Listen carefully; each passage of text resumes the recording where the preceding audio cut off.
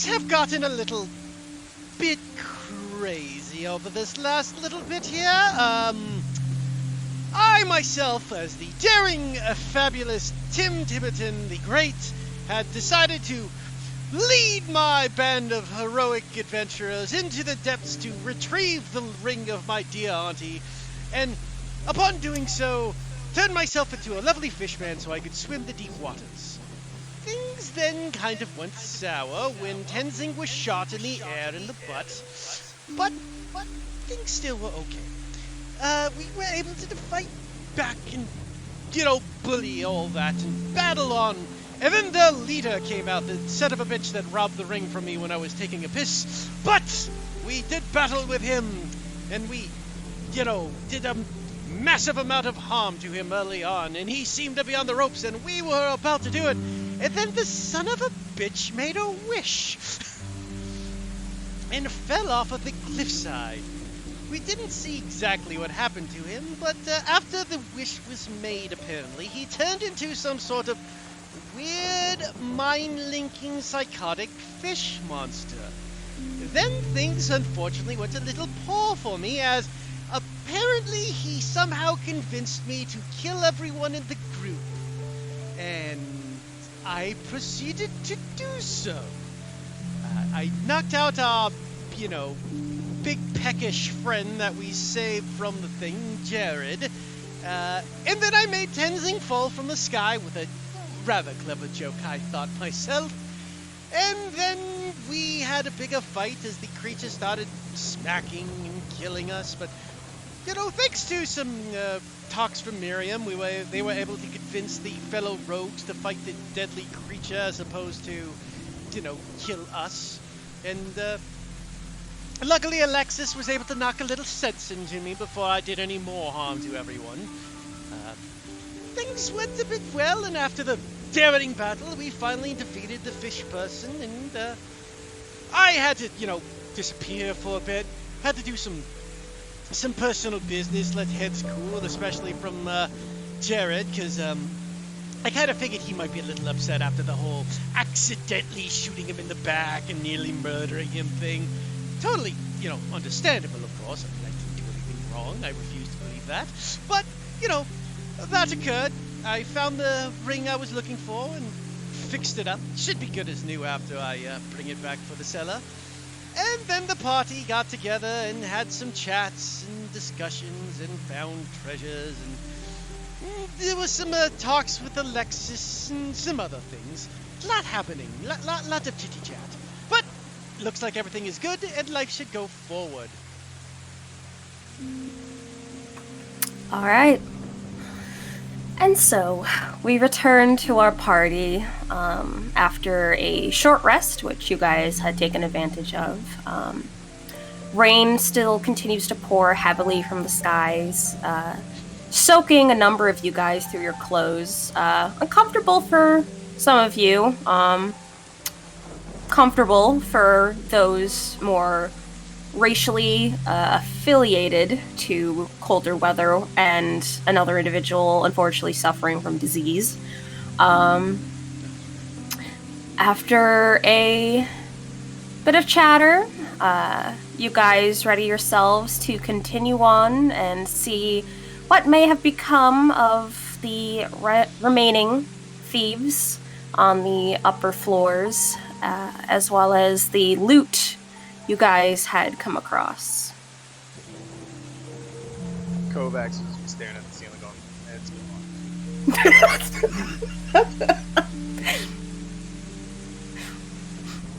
speaking of some of the loot that we did have, did we figure out how we were going to split all that up? Like the money and stuff? I think we talked about it, yeah. Do you remember? I remember we had platinum, but I don't remember how much we got. The total was 400 platinum. However, that was split. Yeah, I'm pretty sure we did. Yeah, I already deposited it. Yeah, I think they did that earlier. Do you remember how much it was? Pretty sure it was 100 if you didn't add it already. I didn't have it. I don't have 50, but I remember we got that. Yeah, pretty sure you should have about 100. Yeah. 500. Somebody tell me if that's wrong later. But Yep. So, I know It was- Miri. Oh, go ahead.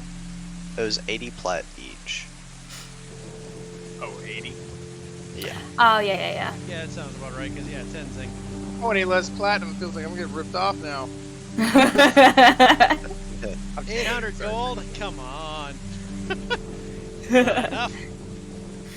The torn painting is in Miriam's possession. The rest of the stuff, I'm not sure what you guys did with it. I know Very that much Klaus has identified, the so- Klaus has the map. The map, okay. I'm not sure. I think the rest of it we just kind of put inside of our collective bag. Yeah. So in your bag, which I believe you guys still have mutual access to your bag of holding. Put the gaudy crown, 2 minor healing potions, 1 greater healing potion, Lord Dallington's rapier, which is a +3 rapier, 2 +1 daggers, a gold chalice, a flute, and the map that Klaus is holding, which I don't believe has been looked at yet. No.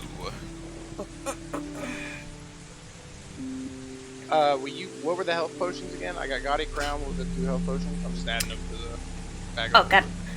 Here I'll write them down for you here on the Discord. Minor healing, greater healing.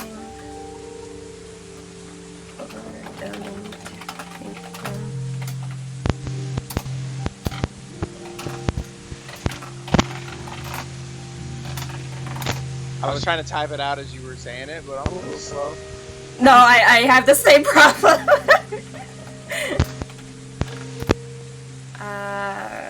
Gold chalice. And there you go. Awesome, thank you. No problem. Well, it looks like y'all have just about finished up all your business here. What's the plan now? Well, frankly, we still have that chest. The one with the loot from this guild. I believe you've expressed the desire to go back. We could, but... Don't have to tell me twice. Hold on. I think we should consider that we did get a decent sum of wealth with this. Going back, especially in the condition that a lot of us are, I'm not sure if that would be a good idea. Understandable at the very least. Do you know another way out? Kind of looks over at Tim Tim.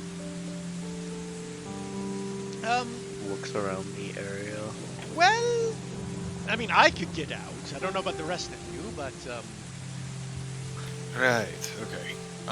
Do we see the... I guess it's... Does the moonlight in this area light up the, like, cliff's edge? Like around here? Like, above us. Above you. Yeah, it casts sort of a dim lighting. It's still kind of hard to see because of the weather. Yeah. How high up? So let's see, that'd be like to get to the top, very, very top of the cliff, where where you assume the first floor is. Yep.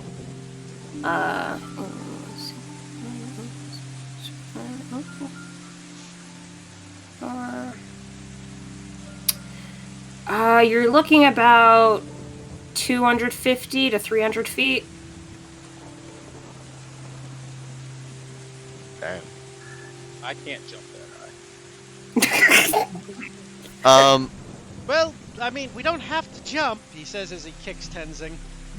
Are we? Oh, yep. Hi, I'm here.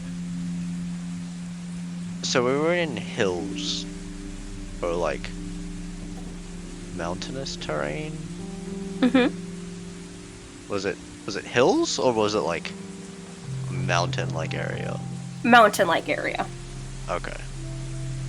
And then when we were making our way up there, we were ascending? No, you were on just a what's the word? Just a straight path, sort of, slightly downwards, but mainly straight path, for the river. So is this a valley that we're in right now? Kind of like a ravine. Okay. Mm. So we don't see any other exits other than like climbing up or like through the river, I suppose? You saw a number of the thieves during your battle disappear over the cliff sides, and then you guys had also entered through the elevator-like mechanism. Yeah, that is. I don't know where the thieves went. We had a thief over here on that cliffside that we left unconscious. He That could is probably true. Tell us the easiest way out from here. We still do have that guy.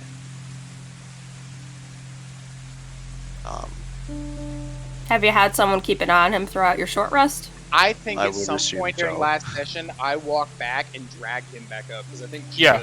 Judah. Yeah. Got it. I'll move him. Yeah, he's bound and with our party right now. Got it. All right. So yeah, No, go I back can't. down. Oh, sorry. Go ahead.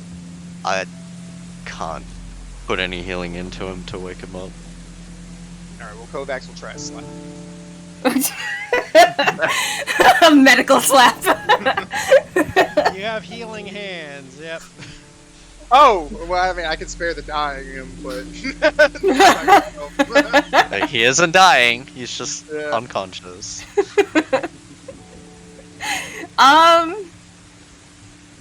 yeah, no. You know, screw it. Roll me a medicine check. A medicine slap. Got it. 18. 18. All right. Bruh. So, with your vast knowledge and your non-existent medical license, you draw your hand back and strike the man solidly across the cheek, just enough to kind of knock his brain around a little bit in his head, but not cause any further damage. And immediately the guy sort of just jolts awake, gasping for air and then thrashing in the bounded hold that you guys currently have him in. Kovacs is gonna try to calm him down, but like, shh, I'm a cleric. Shh. Calm down there, little doggy. I'm the neighborhood Kovacs cleric here. It looks to be a younger gentleman. Couldn't be any older than, say, 20. Has a mess of brown curls, sort of a dotting of moles around his face, and as he kind of like looks around wildly at everyone, you see like the look of fear kind of spark. It's just like, what are you gonna do to me? Nothing yet. Oh god. Look. It's a simple solution here, kid. You show us the easiest way out of here that's not through your little facility there, and we'll let you go home. All you have to do is show us how to get home. Roll me persuasion check. I'm not good at that. Hey! You're good at But that. today, you are. Yeah, okay. I don't know why you don't just take the elevator, that you took, but, there's another, you see him kind of like try to wiggle around on the ground and, gesture with his chin, off in, this direction here of the mountainside. As he says, oh, what? I'd like to ask a few things first. That taking the elevator back up, is there anyone up there still, or is that mostly more of a temporary front, I suppose? It looked fairly empty, aside from a few guards. But Where are you talking about? up the elevator. Where the slime things are? Yes. There's just those. And how do you usually get down here? You take the same elevator? Like I was about to say, there's up the mountainside there, some sort of makeshift ladders of sorts set up. It's a bit of a climb. I don't know if the others cut them down during the battle or what, but that's another option. Same path you usually do. Yeah. I mean, slimes are gross. Alright. And it all leads back up towards the same hideout, so to speak. It's a bit more of a walk if you take the ladders. Alright. Well, thank you for the information. What's your name? You see him like slowly squint uncertainly. Why? Well, you are a stranger to me, and I would prefer to call you something other than. He kind of looks at his, coiled up appearance. Caterpillar. Roll my persuasion. God fucking damn it. Get his name. Yep. He's saucy, you guys, after all that. So we killed all his friends. Yeah. Seems like more of a reason to tell us his name 18. voluntarily. Yeah. 18? Okay. There's like a moment where he kind of squints at you for an extended period of time. Before he kind of relaxes a bit and just sighs, kind of knocking his head back against the muddy ground. And it just says, Tom. It's Tom. Tom. Tom. Huh? I think I know the Guy.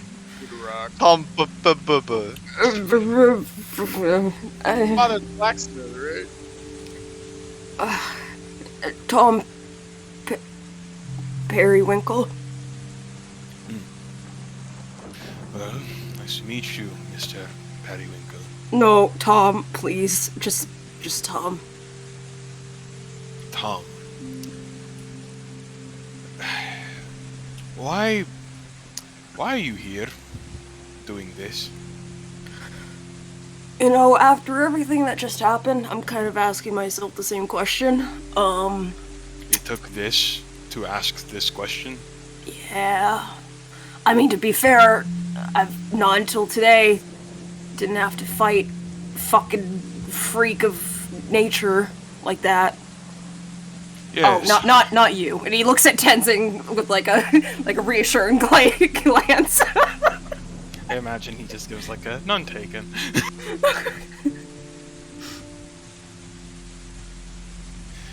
Well, definitely, I think you are at least somewhat smart for giving it the consideration. I mean, even if you're not fighting freaks of nature, you are, in cohorts with people who are stealing from other, more powerful people that could easily have your head on a silver platter if they wanted to. Well, I mean, isn't that just about everyone here in the north? Kovacs will laugh at that. You're not wrong.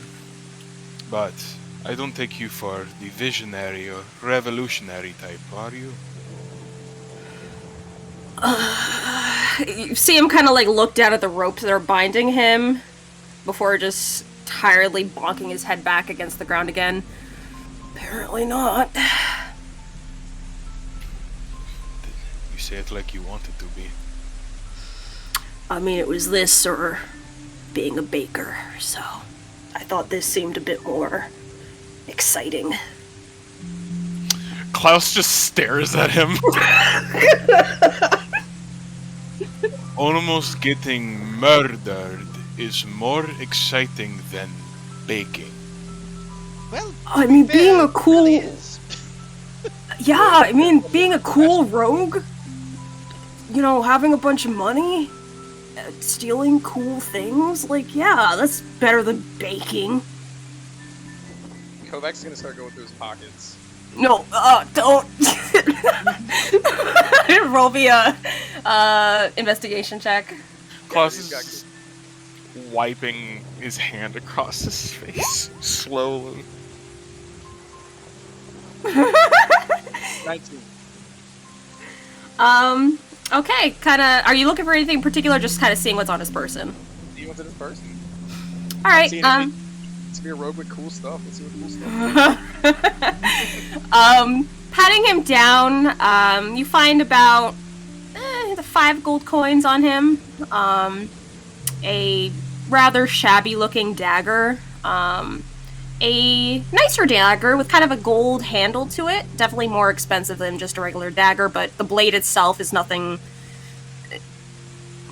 to call home about, really. And then a piece of paper that's been kind of crinkled and is soggy now from all the rainwater that has been soaking his pants. And unraveling it, you see what appears to be a little handwritten note that just says, "Miss you, sweetie, Mom," with a heart.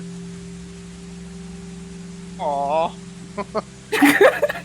Kovacs is gonna hold that paper up and do the aw to Klaus. Oh, I told you, don't put that back, please.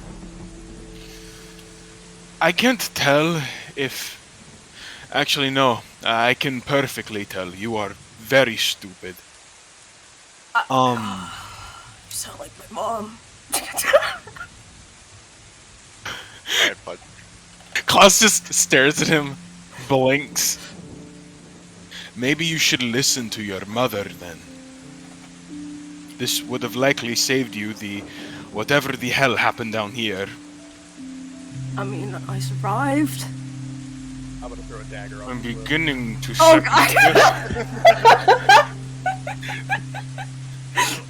Oh, I said what? Kovacs is just gonna toss one of his daggers over the cliff.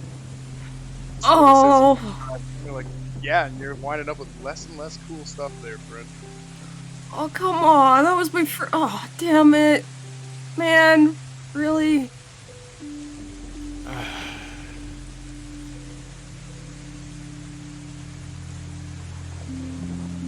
We just need an easy way out. I told you it, man. I think we do have an easy way out. I think we can check. Take the elevator back. I think that should be. Save the beds. Going up the ladder. I mean, we can also just fly Tenzing up. I think we could, but... But considering the two options, and considering Tenzing won't be able to carry all of us up at once. I think that maybe we shouldn't just have... I think we have resources. I don't think that we should spend them all at once. With Tenzing, he was pretty instrumental to the fight that happened before. If he is tired out by essentially running errands with us, I think it's best that we just take one of the places that Periwinkle here had suggested. It's Tom, please. Alright, well, fair enough. Trust Mr. Periwinkle. Tom! I will follow. And Kovacs will put his stuff back in his pockets, except for the one dagger he threw. Yeah, because that's gone. Klaus will, after kind of a moment of consideration, he's gonna walk over to. Oh no, I'm gonna keep fucking doing it, Mr. Periwinkle, and he and he's going to grab his dagger and he's going to slash off the restraints. Ah! Oh. Thanks. Sits up kind of nervously. Do not thank me. You're not going to like what's going to come out of my mouth next. Oh, Listen no. here, and is he like getting up, standing up? Yeah, he seems to be kind of like brushing himself off and kind of wincing as he pushes himself to his feet. Alright, well, Klaus is going to place a heavy hand on his shoulder and look him directly in the eye. Listen here. I'm not going to hide anything from you. You are not a very intelligent man. Rude. But you clearly have someone that very much cares about you and wants you to survive, let alone maybe thrive as well. What you're currently doing is throwing all of that potential security away for some silly dream of being this badass criminal.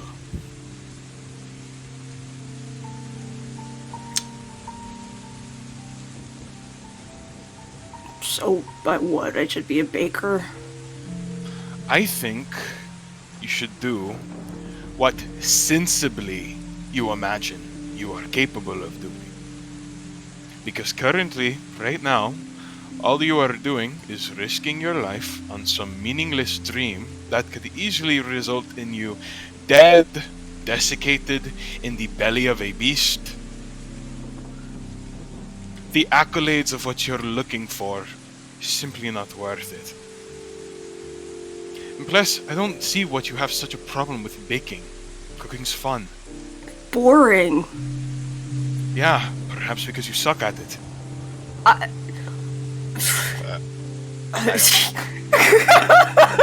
You see, he is very obviously flustered at that. No, I don't. God. Klaus kind of takes a moment where he sighs and like he looks off to a far off spot and it's just like, do I want to do this? And it's just like, yeah, no, he's gonna fucking do it. So Klaus goes ahead and walks over to the bag of holding that they have, and he reaches down far, kind of fishes around before he pulls out what seems to be a small ball that seems to be covered in a whole bunch of powdered sugar, and he just walks over and hands it over to him. Eat it. Are you gonna poison me?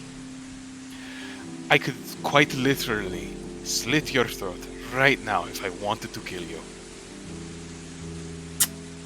Point taken. You see him take a bite. It is essentially a rudimentary but effective replica of a cake pop. I mean, other than it being kind of soggy, it's not bad. Insight check. Go ahead. 13. Okay. You kind of like see with like a sort of a small nod to his head as he's chewing, and he goes to take another bite, and brows kind of lift a little bit. Seems to be truthful. With things like this, that is simply a rather poor example at something greater. But the idea is that as a baker, you are capable of making things just like this that will be your own. You can create, express yourself in just about every way that you possibly can think of, and actually take pride in your work and what it does for others. Because unless you're trying to run around playing whatever this world's equivalent of Robin Hood is. You could say Robin Hood. Robin Hood. You're just going to make everyone, including yourself, miserable. Because ultimately, there isn't really retirement for criminals. Except for, death.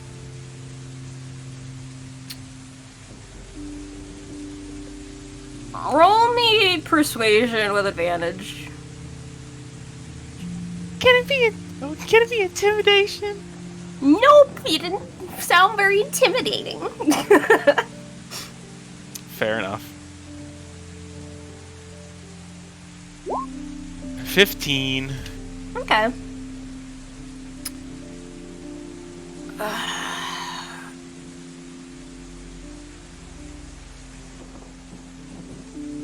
If I had any other... If I could think any better, I would think you actually did talk to my mom or something, but... As we have just discussed, thinking is not exactly your strong suit.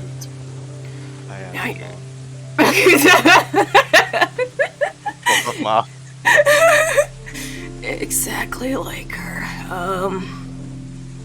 Alright, fine. I'll go. As long as you attempt. Because clearly, even though you may not be the sharpest tool in the shed...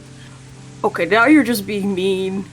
Oh, I thought that was already assumed from the beginning. Let me try harder. No, wait, okay, look, I get it. I'll stop doing stupid shit like this, okay? As I was saying, despite that, you clearly have a tenacity about you. If you were to put actual effort into something that could actually bring you something good in your life, I'm sure you will end up somewhere. Preferably alive in the next decade.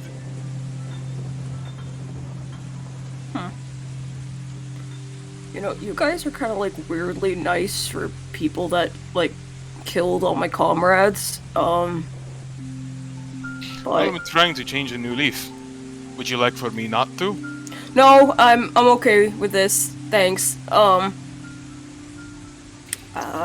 You see him kind of rub the back of his neck, kind of finish up the cake pop equivalent, and look off to the side. Unfortunately, there wasn't much of a choice.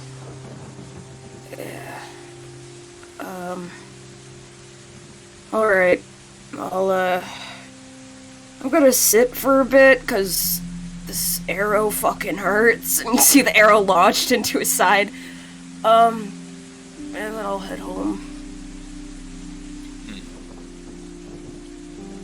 Inside. Go ahead.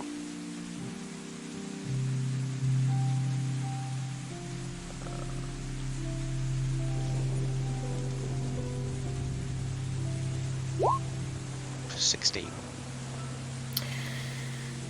There's a look of clear exhaustion on his face. Very much kind of has the look in his eyes of like a boy who's just been scolded by his parent. You get the sense that he's lost his fight to go against your guys' wishes. What was Vatal leaps off the cliff? Oh my god. You say we could have just rolled him off. Colossus rubs at his temples for just a moment before he... God damn it, no.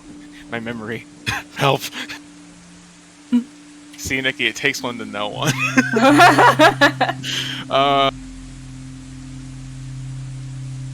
Yeah, nah. Colossus said just about everything that he needs to. He just looks over towards the others. It's just... Alright. We should probably get going.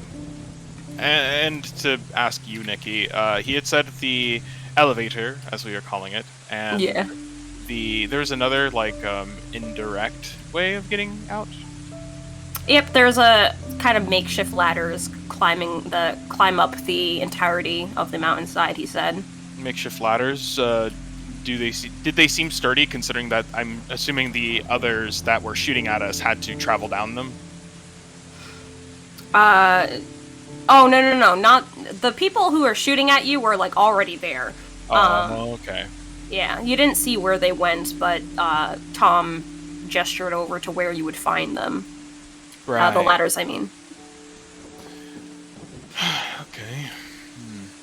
But I think Miriam was saying the way we've already cleared is probably safe. Yeah, good point. Alright, well, we can do that then. Alexis walks over and kind of lightly nudges you with her elbow, kind of grinning ear to ear. Look at you playing parent. You're so sweet. Little nuggety soft spot inside. Klaus just squints and just like he shakes his head, but all the hostility that was previously shown towards Alexis is gone. He knows who this is.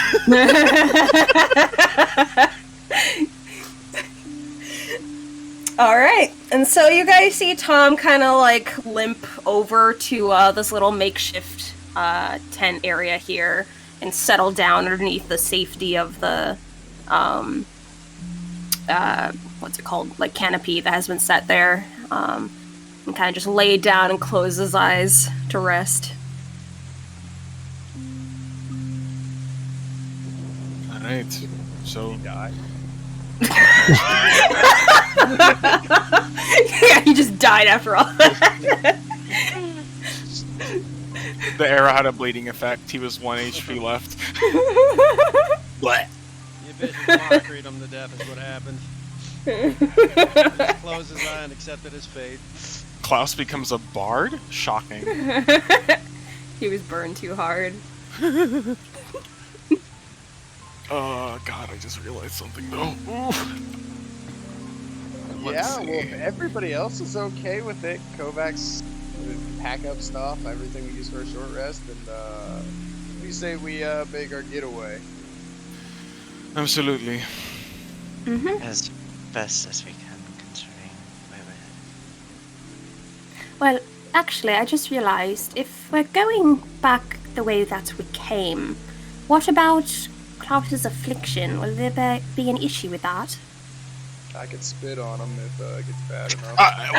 What? Alex just slow turn looks at him. Klaus fast turn looks at him. That's just a shit-eating grin is all you'll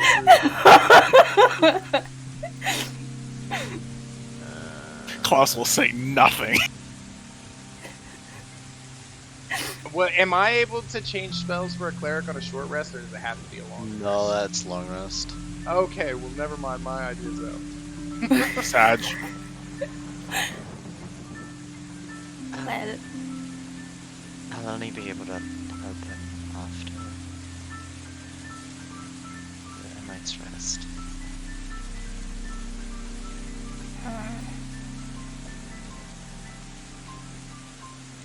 well, Who I all has guess- the afflictions? It's Klaus. just Klaus. Oh, just Klaus. Yep. You think you can make the trek there, fish boy? Well, I can surely try.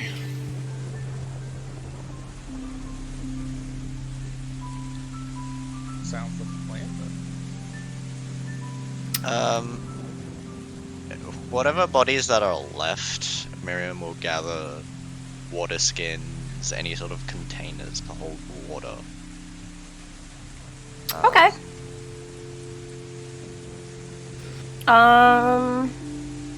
One second.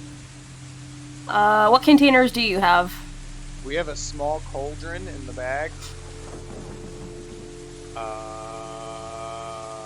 That's about it. I suppose, I mean, you are near the river bank, so you could kind of fill that small cauldron if you wanted to and just, I guess, flick some onto glass every so often. I think Miriam was asking if anybody had any water skins. Like, what do they drink their Yeah, water on out the of down here? on the dead bodies or Oh, wherever they're scattered. roll me an investigation check. Guidance.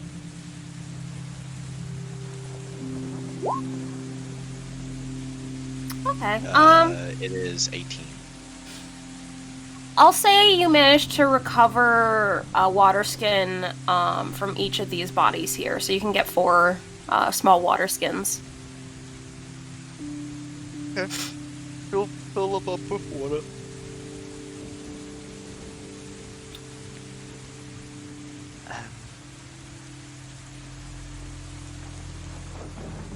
Didn't we go through like a cave that had water to get into the hideout? If I recall There correctly? was... It was moist in there. What did we fight in that when we were like going underwater? Or am I yeah. misremembering? That was the last battle you just did. No. It was before we even got to the rogues place. Or am I dumb?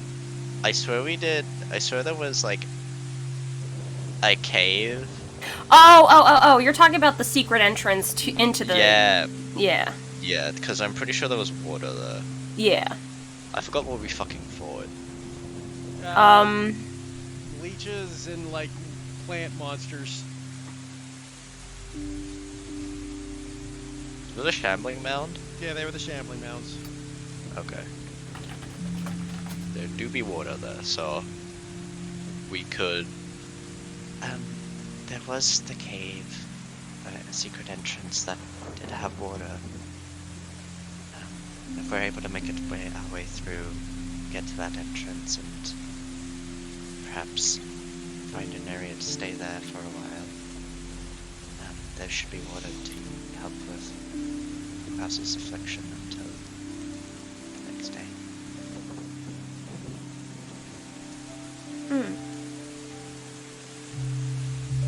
Well, sounds like a plan to me. Yeah. Alright, so you guys are choosing to go back from the way that you came? Yep. Retrace our steps. Okay. 1 second. 1 second. Unless the slimes came back and we changed our mind, we'll go the other way. 1 second.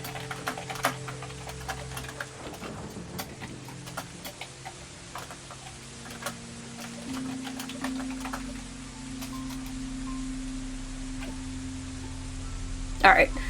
So, you head back the way that you came.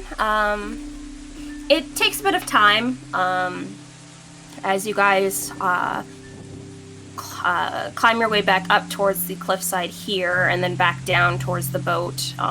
With a bit of sort of mutual effort, you push yourselves back onto the river in order to make your way back to the platform with the lit basin in the center of it. Just like before, someone, whoever wants to, can toss in the gold. How many is it? It's one. Yeah. I'll throw it in. And then pull the lever to return back up to the next level of the fort.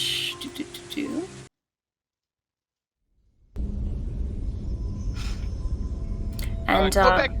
We'll ask when we get up here. Like, what are the chances we think the slimes to like just take back over the area again? I think they're dead. If not, it would. It's only been like 1 to 2 hours. I don't. Oh, yeah, that's right. It also has not been as long a time as I'm imagining it has been.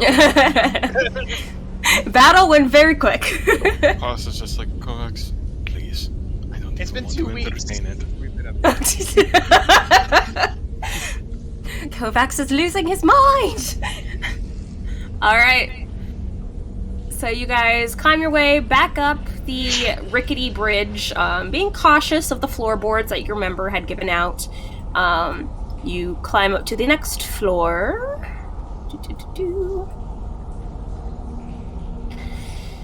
Making it to the prison cells. Passing by as well the body of the individual that had been shot and killed. Let me bring you guys over. Back up the hole in the floor. Yeah, that's what I was gonna say. As you find yourselves back here now, you do know that there's a hole in the ceiling over there. There's an opening to a hallway there. It's up to you which way you're going. We have to go through the hallway. There is no way that Tenzing is going to be able to fit through there. The hallway. We should. All right. We should try to sneak as best as we can. That's that. Sure, we can try. All right. Oh. Kovacs, would you like to go first? I know this is sort of your thing. We're going a new way, so I guess I'd also make for traps as well. Right, because we're going away. Yeah. She'll place a hand on Kovac's shoulder and cast guidance. What am I, stealthing or investigating? Investigating.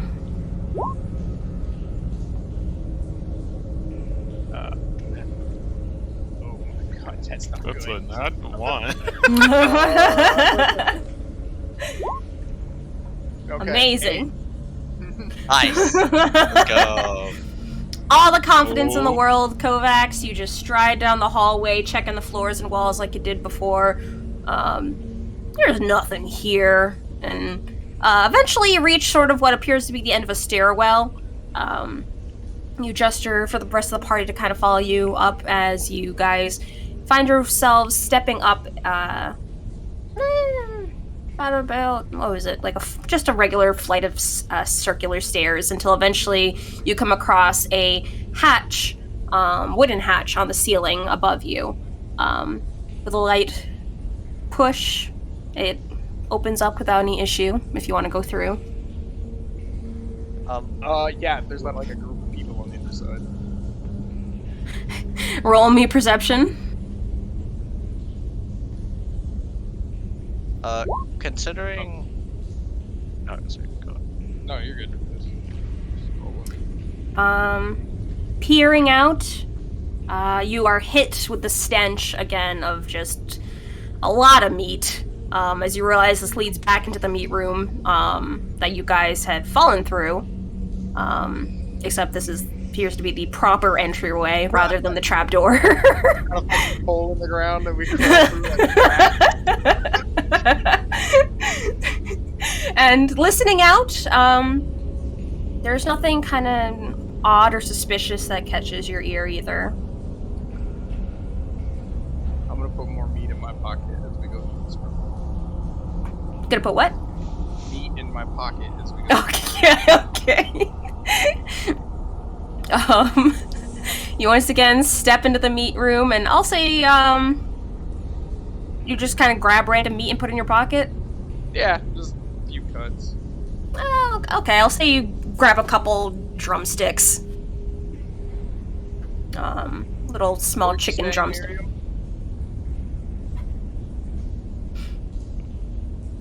Sorry? Storm. What? Didn't hear the... Oh, I thought you were saying something. My bad. No. Oh, okay. I sneezed, I think. Bless you. Bless you. Buddhist. And let me drag you back here. And so, here you are. We're still just going the way we came. Wasn't there a way out over here too? Yeah. But we need to get to water. Oh yeah, so just back the way we came. Yeah, I'm assuming. Well, I'll actually, since Miriam, you're the one with most who kind of collected the water. How often are you splashing Klaus? Whenever Klaus seems to get a little like agitated or fidgety or Yeah. feels like it's How did you describe the disease again? you're now a fish. Media that'll make you feel like a fish. Your skin becomes translucent and slimy. Eh. Is that all I know? Yes, that is all you know. Any feelings? Because I know that I have a sudden affinity for rain now. You don't actually have like a sudden affinity to rain. It's just it. That was my way of describing the fact that it's keeping you moist and comfortable. Understood, but I remember there being an implication essentially that like if I were to be out of water for long enough, that wouldn't be like great or whatever. Yeah, it does not feel good. Okay. You feel yourself beginning to kind of dry up. Ah, Chaplet. Yes. ashy Klaus. So I guess, yeah, it's simple enough then for Miriam to kind of note every time that's happening and kind of do a quick splash of water on you each time, Klaus. And you notice, I'll say, with doing that, it appears to be happening every 10 minutes or so. I don't think it takes that long to backtrack our steps. Yeah, no. Backtracking up the elevator up there. That's about just 10 minutes there. Yeah. As you know, are back in the meat room. Move yourselves wherever you want to. We navigate through through that hallway that we knew where all the traps were. Okay. You're back. We head towards the chest room. Yeah, we I can think we're survive. stealthing as well. All right, roll me stealth. Tenzing's a disadvantage too. 8. Tenzing's at disadvantage, you said? Doesn't Tenzing roll disadvantage on stealth? Yeah. I thought it was on specific surfaces. Yep. Oh, this applies. Okay. Yeah. Oops. Oh. Okay, well, it's a 7 for him. You guys kind of walk around. Tenzing now I being did back. not roll yet with Cloud. Oh, right. And Alexis. Yep, I rolled And Tim Alexis. 23! I don't even have to see Tim. Just know. That's fair. Yeah, I expected as much, Heath. Tim dove into somebody's hair and disappeared. Most of you guys are pretty stealthy. Well, minus Miriam, Alexis, and Tenzing. You guys kind of bump a couple barrels as you guys are going by. Probably get a few collective sorry from both Tenzing and Alexis whispering. And as you approach the oh geez, I did not mean to grab that. Okay. It's taking the trap with the group. Okay. As you approach into this room, however, you notice a body laying on the floor by the doorway here. Absolutely riddled with arrows, a number of which are stuck into the wall here as well. This is one of the... Judging from his appearance, does he look like he was hanging out with these ruffians? Roll me just a wisdom check.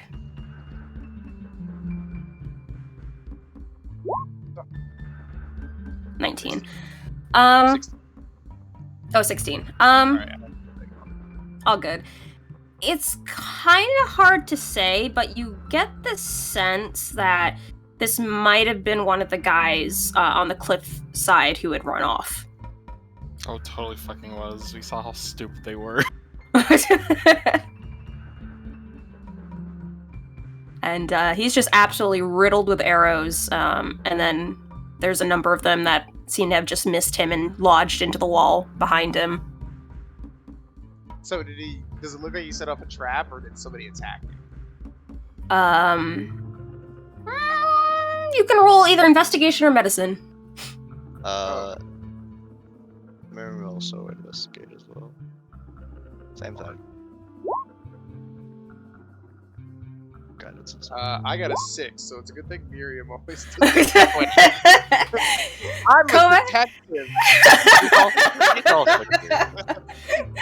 Your detective instincts are telling you this guy, big stupid, so for all you know, he just ran into a bunch of arrows. You could see it happening. Arrows here. Miriam, kind of looking at where the arrows are placed and the fact that they all seem to be specifically lodged in this area here, you get the sense that he must have been suddenly attacked upon entering this room. Perhaps there was an ambush set up and he unfortunately took the hit. Seems like he was ambushed. Why would they ambush their own kind? Perhaps it was someone else. Is there any other traces of anything else? Signs of a scuffle.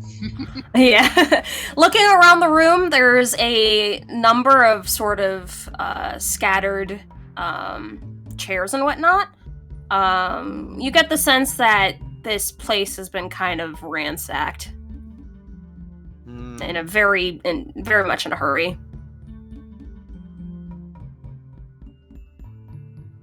Interesting.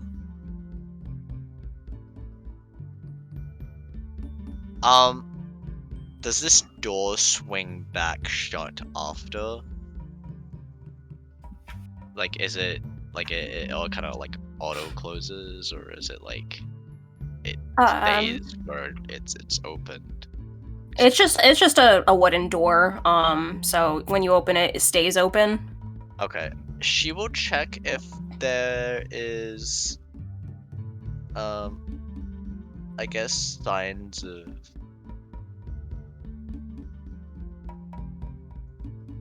like whether or not this door was like kind of shoulder charged, or like if there's any signs of anyone like leaving any materials pulled from the door itself, like might have got caught or something. Just anything in the Like area if anyone burst through it. Yeah, or like just a lot of people made their way through, trying to rush out or something and squeeze past. Roll me another investigation. Guidance. 13. 13. It's a bit difficult to say. Kind of checking around the area of the door. You do notice that there appears to be the remnants of kind of a broken arrow on the what portion is it? The this like sort of top portion of the door here that kind of clicks with the frame. It seems to have snapped when it's shut again. Kind of giving you the sense that this individual you guys had found dead had been shot shortly after stepping into the room. Kind of looking over the floorboards, you see a number of kind of dirty, muddy footprints. How many? Quite a few. And as you kind of look back within the room, you see that they appear to be all over this room as well. Best guess, how many? Do they look like they ran and then turned around and shot, or like they were coming from a different direction and shot? They are all over the place. Like as you see, like a number of the furniture is just kind of pushed over and everything else. So these people have been running all over the room. How many footprints came from this hallway? I would From assume that they're hallway? recent. Yeah, I would assume they're recent, considering mud, rain. Yeah. Using your investigation, since it's still kind of the same area of inciting, it's kind of hard to detect how many exactly, but you can definitely make out that it's a large number of people. Okay. So it could be possible that we were ambushed. It could be possible that some decided to be like, hey, let me take the shit and turn on some other guys. I guess we can check the test room. Yeah. I'm There, This not room? we sure. left somebody There were locked in a people. closet We up left. here. We Yeah. left 2 people in here. There were Yes. people. We left all sorts of people along this because there was somebody left in a closet that we didn't bother to let out, Yep. and then there were weird people in the room with the chest or sleeping Yeah. people. Yep, you left 2 people sleeping in here, and upon stepping in, they are nowhere to be found. Is the chest still there? You do see the chest, and it is wide open.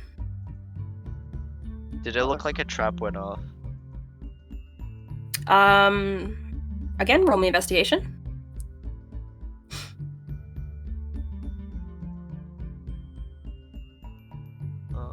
Good. 24. Checking over the area, nothing in particular from inside the chest seems to have been triggered. You do notice a bit of splatters of blood here on the floor, near along the spikes here that you guys had pinpointed the last time you were in here. Kind of getting the sense some people must have forgotten those were there and triggered it on accident. Amongst the chest itself, though, you don't notice any burns, any scratches, or anything else of the sort. And as you peek in, it's completely empty. Alexis steps forward and gives you a sympathetic pat on the shoulder, Kovacs. It's part of the looting game. I mean, from what Miriam says, my best bet is. Just seems like they turned on each other. Either way, I don't think that we should stay around for too long in one place. I personally will not be able to rest until we relocate. Sorry, Miriam? Miriam will lead the party to go check on the guy who was getting hazed. Got it.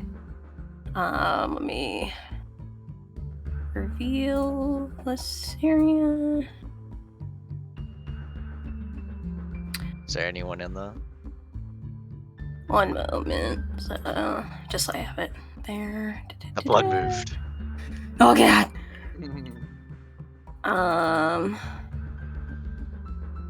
Where the fuck did my notes go? God damn it. It's a room full of mimics. Ah! Oh, there it is. Okay.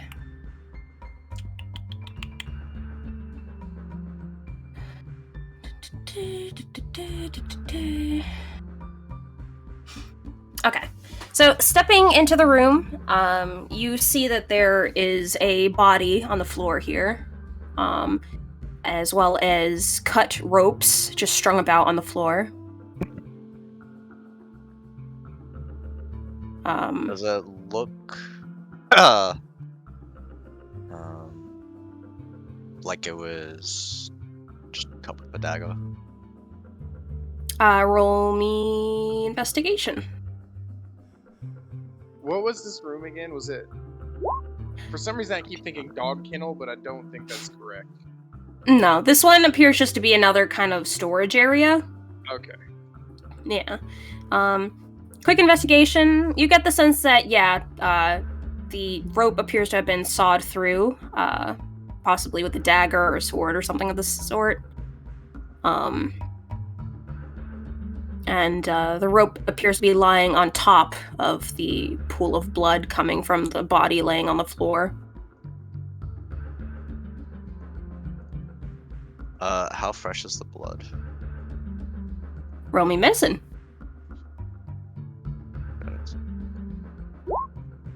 14. 14. Couldn't be any more than longer than half an hour.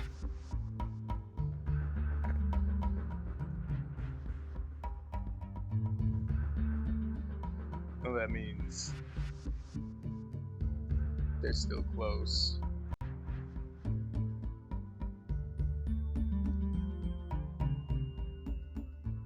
Miriam will kind of listen towards this door, and then if she doesn't hear anything, she'll peek.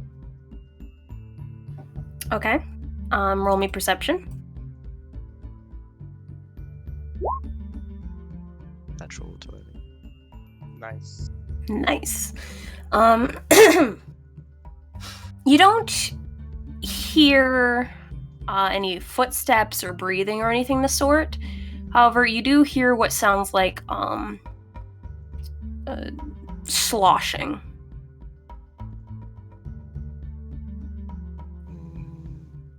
You will slowly peek.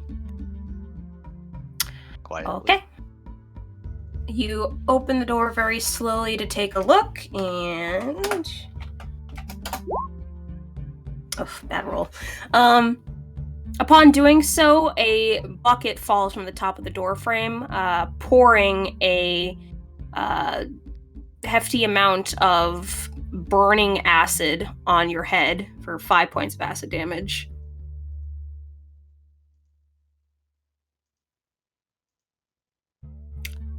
Ooh, Would oh she gosh. be able to catch that with a perception check if she's opening very slowly?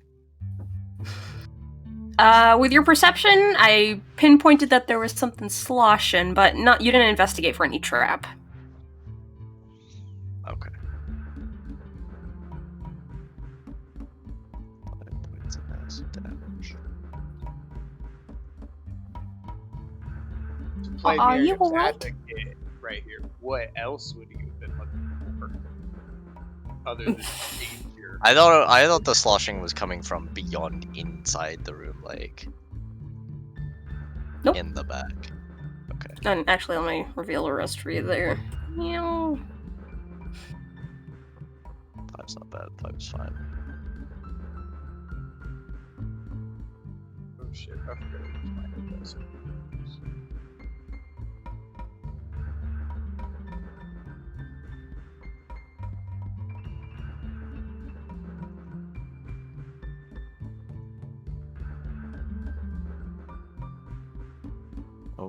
Oh. Whomst. I hit a button, my bad. Oh. As you guys are kind of looking around, Alexis kind of peers down at the body, lightly nudging it with her foot. Is this the person who was tied up? I'm actually seeing into that room. I mean, Oh, you can't? No. Klaus will turn him over to look at his face. Just like nudge with foot. Rolling the body over, you see what appears to be an older looking gentleman, maybe mid-40s or so. His eyes are still open, his mouth kind of parted, and a number of vicious stab wounds scattered all over the front of his chest. Wow, they just really turned on one another, did they? That's Hell of a terrible. hazing. Well, even frankly more reason to get the hell out of here. Yeah, it seems like there's some indiscriminate violence sweeping this place.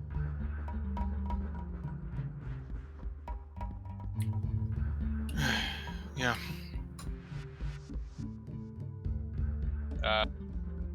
Still back the way we came. Miriam, are you alright? Yes, I'm fine. Just hurts a little. But I'll tend to that after we find a safe spot. Klaus attempts to help by, like, trying to wipe off some of the excess acid that's still pulled on her skin. I imagine it gets like kind of caught in the mucus in a way that it kind of helps, but is also kind of disgusting. Yeah. Kind of burns a little on your end as well, Clavs. But you do a pretty decent job of kind of scooping it off of her. Thank you, I appreciate it. He nods. All right, let's get out of here. Are you guys going out the way that you entered? Yeah. Okay. Let me bring it over there. Minus the battle music. Let me turn that off. The plants have regrown. You guys step your way down, finding the secret entrance once again, walking over towards the edge here of the pool of water. And once again, remembering that in order to get back up top, you must swim through and find the underwater tunnel to reach sort of the secret entrance that's hidden. You push the boulder aside so the boulder's no longer in the way, but you have to swim through the underwater tunnel to reach the top part of the river on the other side. How will you go about handling Tenzing and Elixos? That's fine. We can just camp out here. This is where I wanted to rest, anyways. Miriam will say, I think this is a good enough spot to rest, I suppose, with access to water and Yeah, but if we're taking a rest. Oh, sorry. Go ahead. I don't think anyone will be coming through here. How sure of that would you be?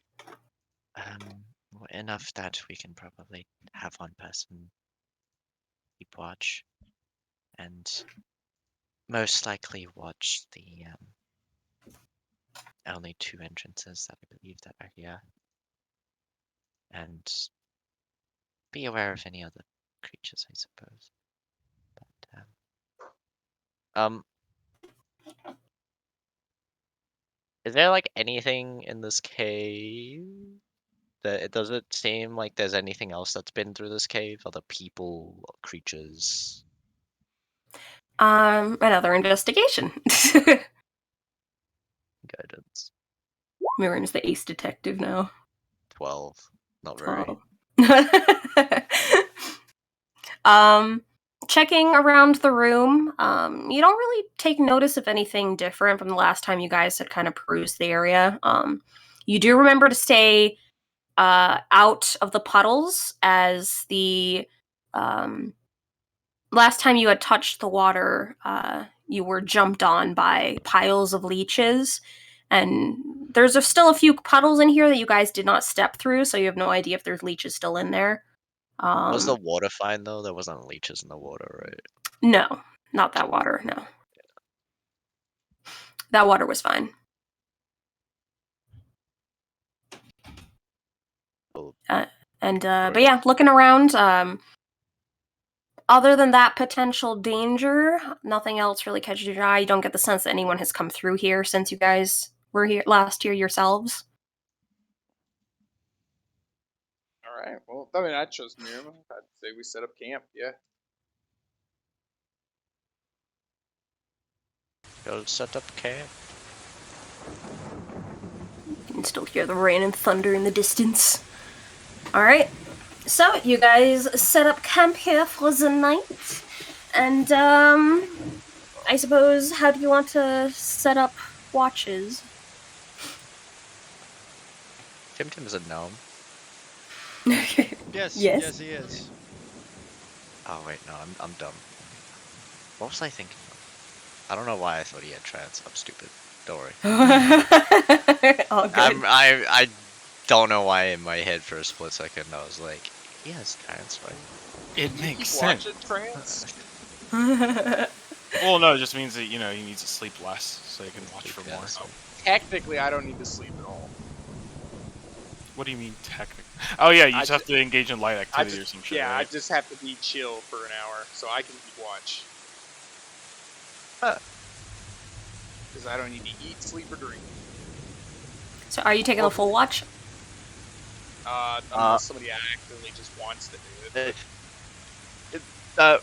You being able to do that would mean we would probably be able to cover like a double shift each time, and you'd be able to just pad out just in case Fair anyone enough. makes a mistake. So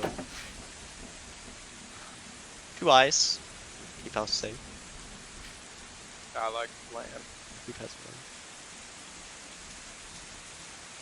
So, Oh, sorry. is Go it ahead. is it Kovacs is doing all the watches, and then we switch off on watching with him? I'm doubling up as people, so we got extra eyes. Is that what I understood? Right? Pretty much. Yes. So, what's the order we want to do? How many do we usually do? Is it 3? Yeah. Um, I wouldn't mind taking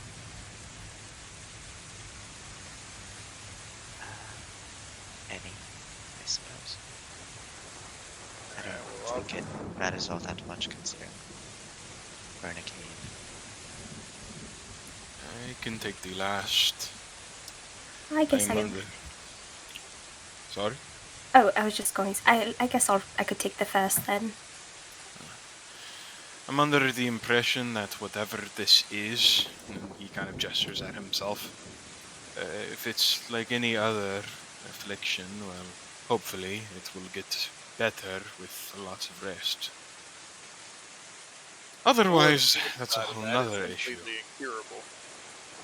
Miriam That's- knows how the. I think she rolled pretty high and knows exactly how this creature works or something, right? And how the disease. Yeah.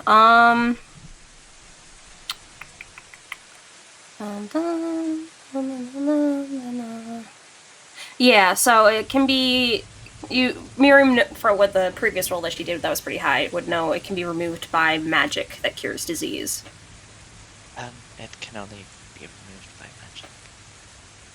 However, I would be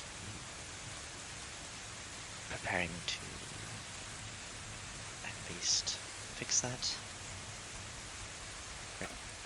Actually, let me. How much do I know of About disease?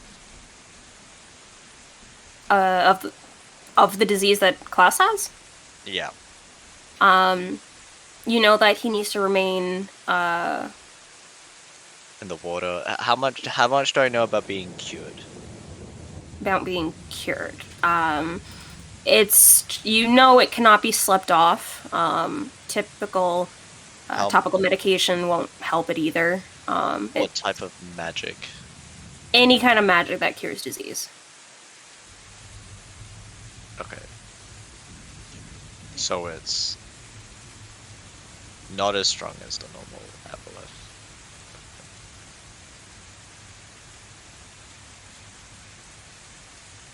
Correct. Mhm. Okay.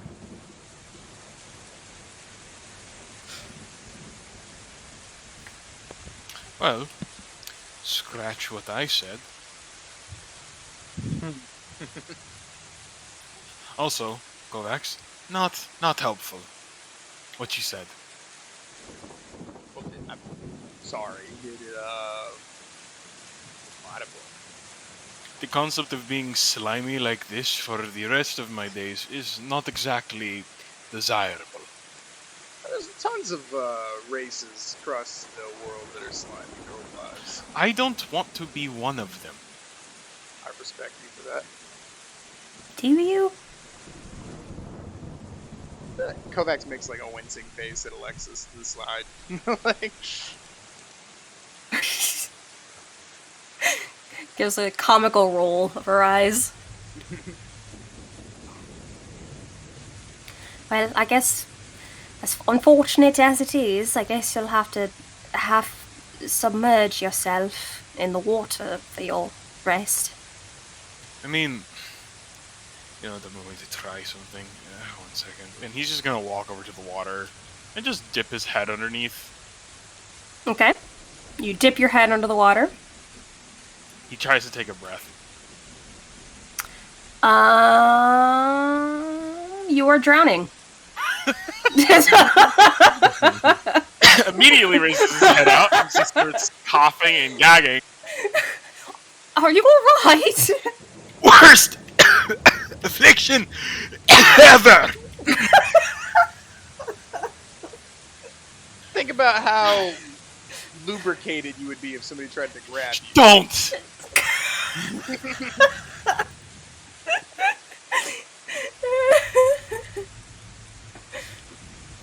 I'm not even going to comment on that. I'm just going to. How about this? Head I'm the going to water again? I'm going to treat the water as if they were blankets. If any of you see that the water level changes for whatever reason and they begin to drown, and my natural instinct to get the fuck up does not, work, please, if one of you are kind enough, prevent me from drowning, perhaps. Perhaps. No, I got you. There's no way you'd die on our watch. At least not Miriam's, for sure. I feel so protected. Oh, do I know that? Yeah, okay, so small mishap because I don't know how to read. Correction on what Miriam knows about the disease. Once 1 minute has passed, it takes a bit more to get the disease cured. She would know that you need quite a bit stronger amount of healing.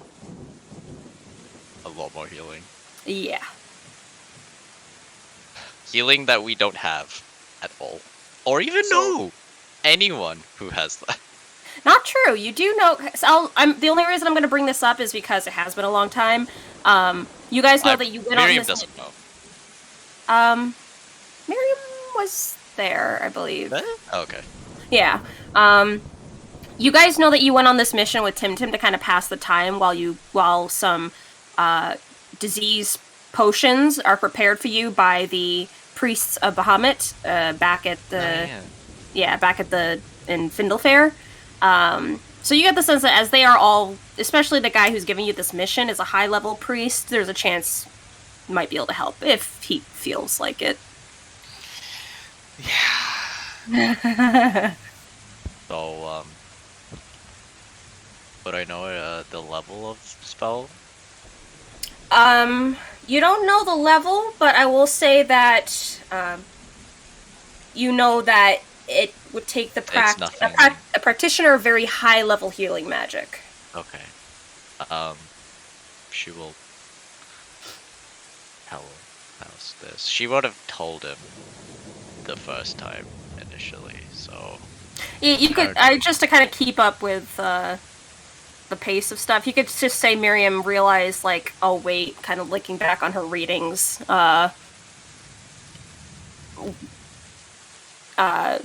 There's a momentary forgetfulness of the 1 minute mark. If you want. Personally, I don't think she would forget, but okay, we can. I don't think it changes much, regardless. Yeah. The only thing that changes is Klaus's ire.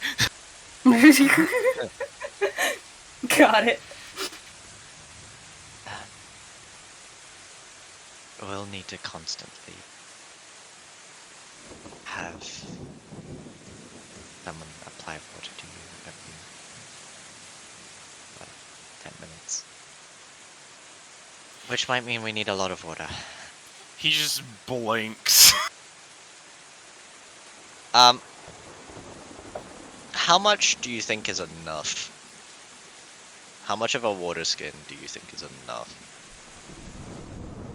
It needs to soak the entirety of his body. So I'd say half. Okay. Water skin and what? We used half of one already, right? Yeah. Well, I mean, we can fill it it up right here. Yeah. Yeah. I guess Kovacs is on him. Unless... I can, if we do a Klaus. short rest, I can create or destroy water. Oh, that's good. Yeah, yeah. I can. Yeah, Oh, I have that spell. Yeah, long rest. Yeah, that'll be really good actually. So once we run out of water, we can Just do yeah, that. create 10 gallons of more water. Okay. Yeah, we're fucking. We're good. Wow, I can't believe it's actually useful for once. Yeah, no, that's not. Niche times call for niche measures. I I will think happily Miriam can prepare also that do it, spell of so she will rest. also set that up. But which one of my useful spells do I get rid of? That's your problem, my dude. You don't need to swap one out. Should be okay. Yeah, I was just making a joke about how fucking that was. I guess that really solves the problem. I was like, oh, we gotta scavenge for water. I guess we're just gonna magically fucking create it.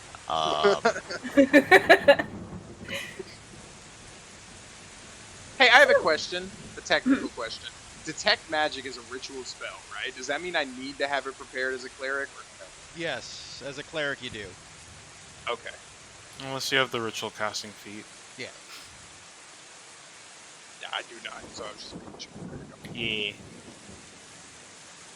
All good, all good. Okay. Klaus is just sulking in that blanket of water. Is Klaus gonna like sleep in the water? I guess. Yeah, no, literally, like the little shore of water here, he's literally going to sleep in it as if the water were blankets.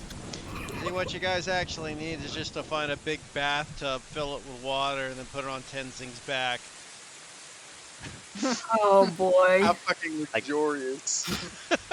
I guess actually sleeping in the water is more comfortable in him than anything. So I guess he probably shouldn't really have an issue.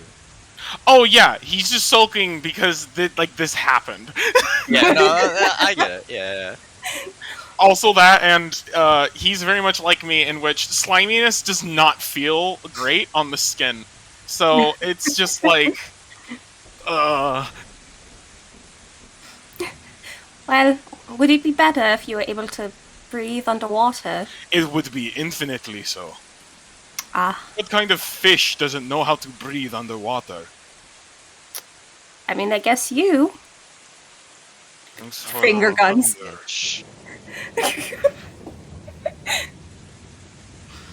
So, I guess, while Klaus figures out his watery blankets, Kovacs and I will do the first watch, and then Miriam, was it Miriam then Klaus, or Klaus then Miriam? Miriam then Klaus. Alright.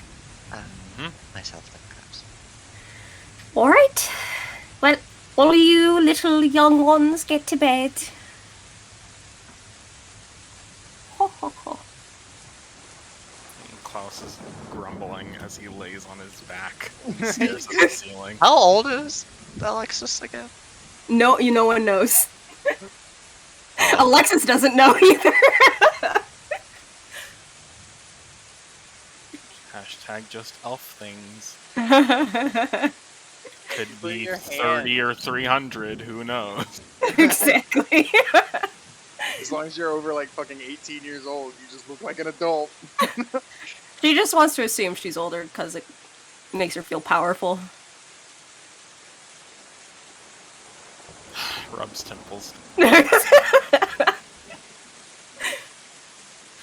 Alright, so Kovacs and Alexis. Let me get the camping stuff going.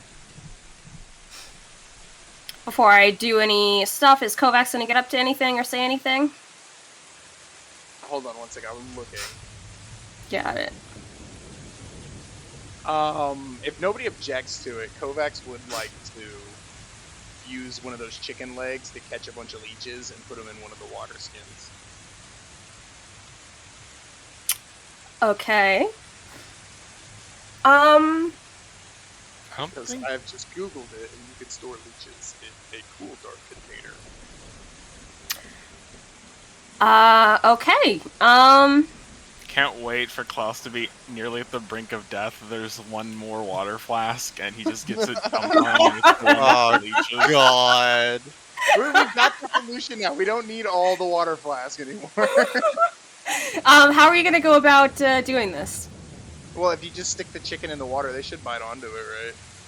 Yeah, that's like, so are you just gonna like drop it in the water? Are you gonna hold on to the end of it? Like, what are you doing? Yeah, and I'll touch it and hold on to the end of it. They said there were leeches in there, so I'm gonna collect a few and keep them in a water skin. You never know. What Okay. 1 second. Uh-huh. You sound way too pleased about it. I don't know what you're talking about.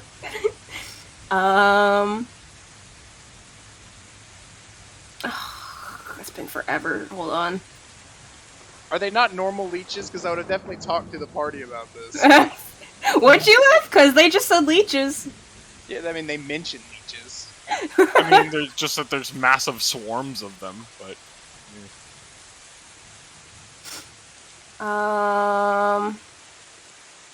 Where the fuck are they? Oh my god! They're in the water. I... do the thing, Storm. It'd probably be easier to find if it was on.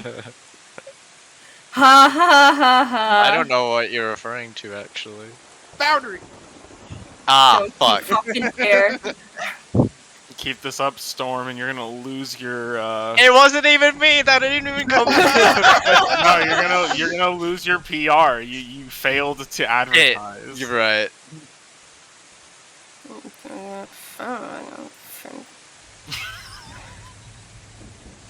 Mutter. My bonus. Okay, My bonus. so...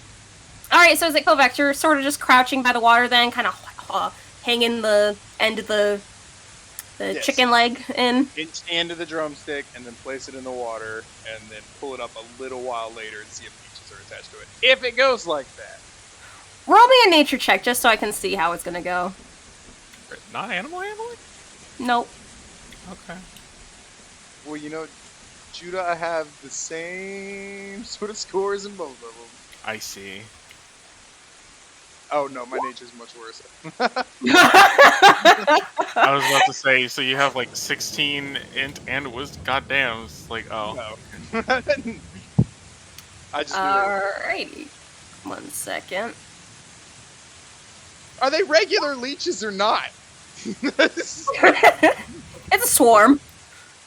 10 doesn't hate you though, so you're fine. As you kind of think to yourself, like, oh man, this is a pretty neat idea. Have some leeches on hand. You never know, you might need them. You're used to collecting weird things. As you kind of lightly dip the chicken bone into the puddle of water. Drumstick, there we go, thank you. Into the puddle of water. Kind of preparing for maybe like a couple of them to swim up and carefully latch on. You're just sort of waiting there for a moment, and then a giant swarm of them immediately just latch onto this thing, and you just... Now it no longer looks like you're holding a chicken breast, and rather just this wriggly mass of disgusting leeches on a bone. Okay, I'm just gonna put it back in the water. Okay. I'm not gonna bother picking those off one at a time and putting them in. So defeated Kovacs will return back to the party and toss the water skin back to the other ones. Alright. Any luck there? No.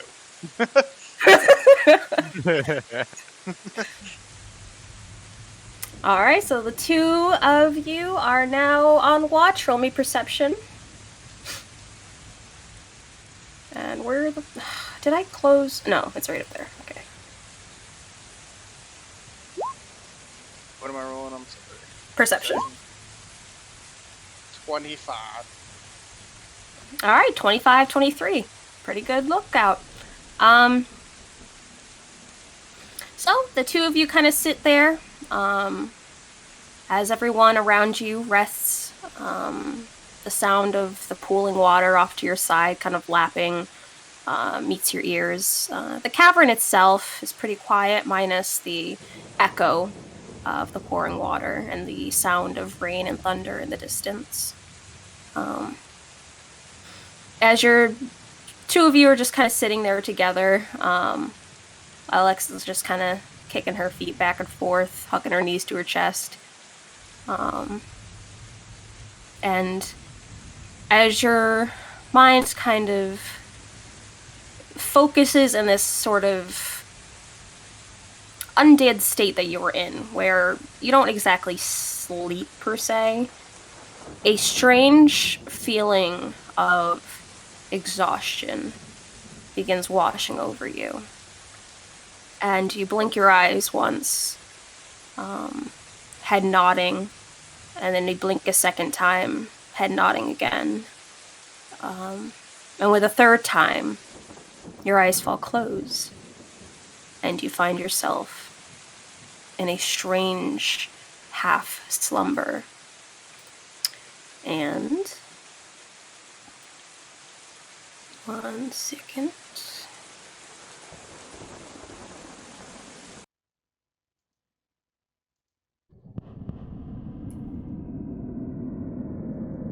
The fourth time around that you open your eyes, Kovacs, you're no longer seated on the cold, hard ground of rock, but just a black room of sorts.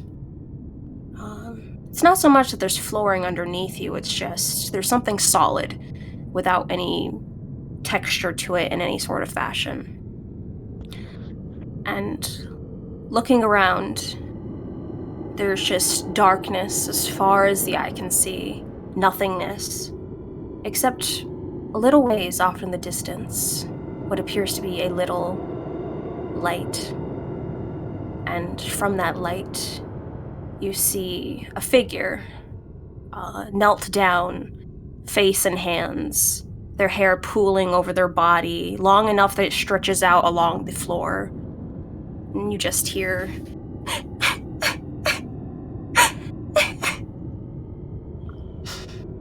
And a momentary thought kind of comes to your mind. Wondering what might be wrong. And as that thought kind of comes to your head, a familiar sensation washes over you. Sadness, pity, pain over this woman. Yes. What do you say or do?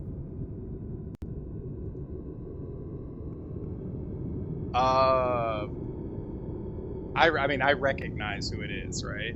Yes. That's the person from the painting. Mm-hmm. Fuck, I don't know what to do in this situation. Why am I here? Just continues to cry. Is Peter here? Looking around you, there's no sight of him anywhere. What do you want from me? I'm sorry. I'm sorry. I just wanted to help.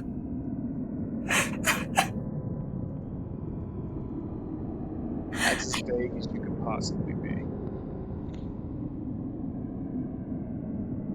Kovacs is very wary of this situation. He is poised for a fight, but not like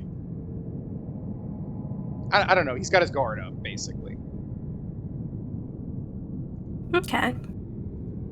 And as you remain where you are, prepared, on guard for any sort of attack or anything of the sort, the woman lifts her face out of her hands and looks in your direction.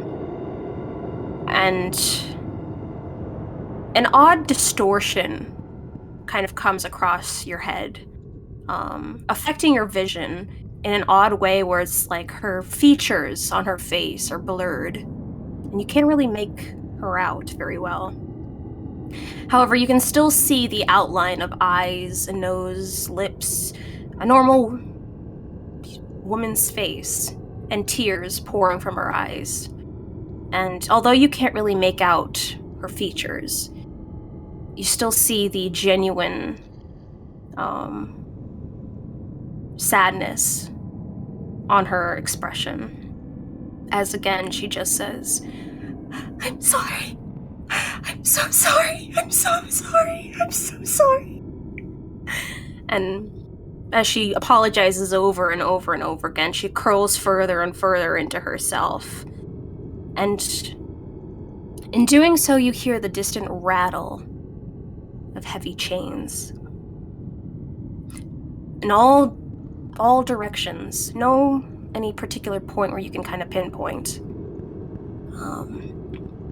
And this shadowy hand reaches up out of the ground, large, twice this woman's size even. Its fingers are long and clawed, sharp, and curls over her form, gripping onto her. And although you have a sense that she doesn't want this, you get this also feel that she has given up as it curls around her, crushing her bit by bit, and you see her image start cracking.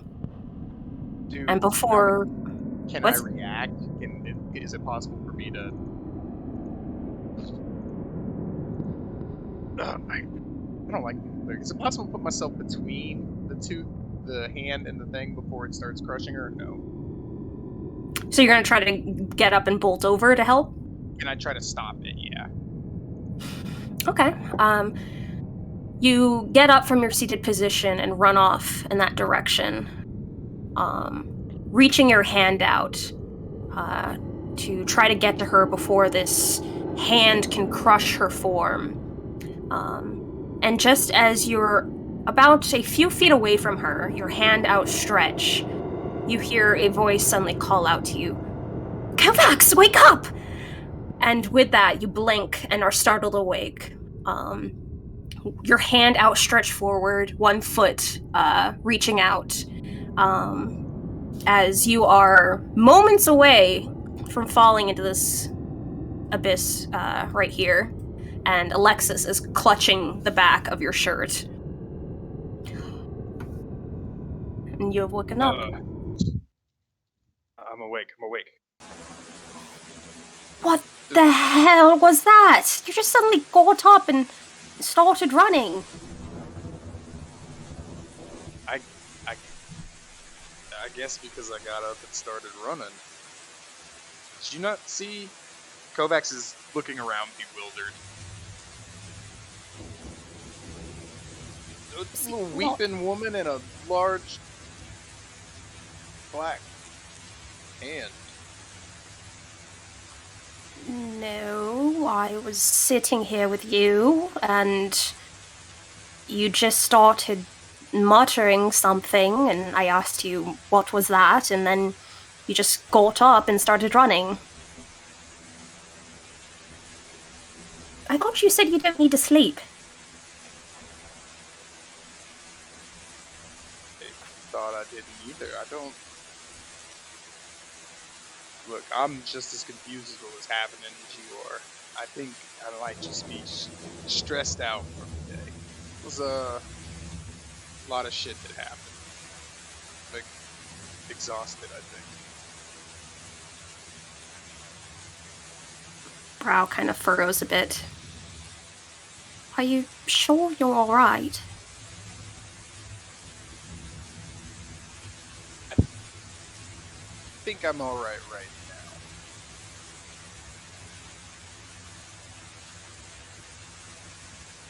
Either Roll me way. persuasion. Well, I mean, I'm not trying to pretend like I'm okay right now.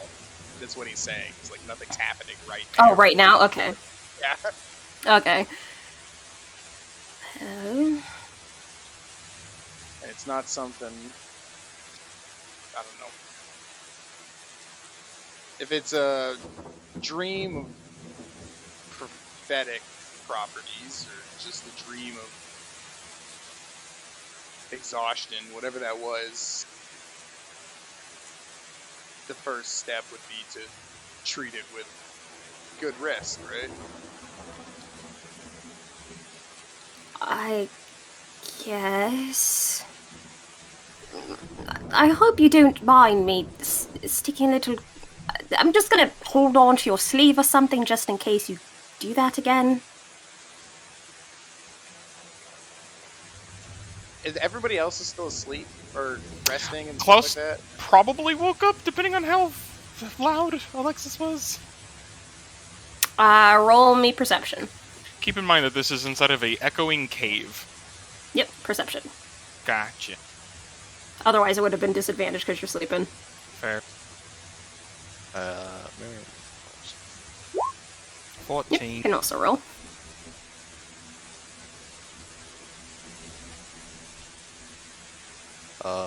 This is Straight perception. Oh, that's right. Yeah, just because of the echo of the room. 8. You are fast asleep, Miriam.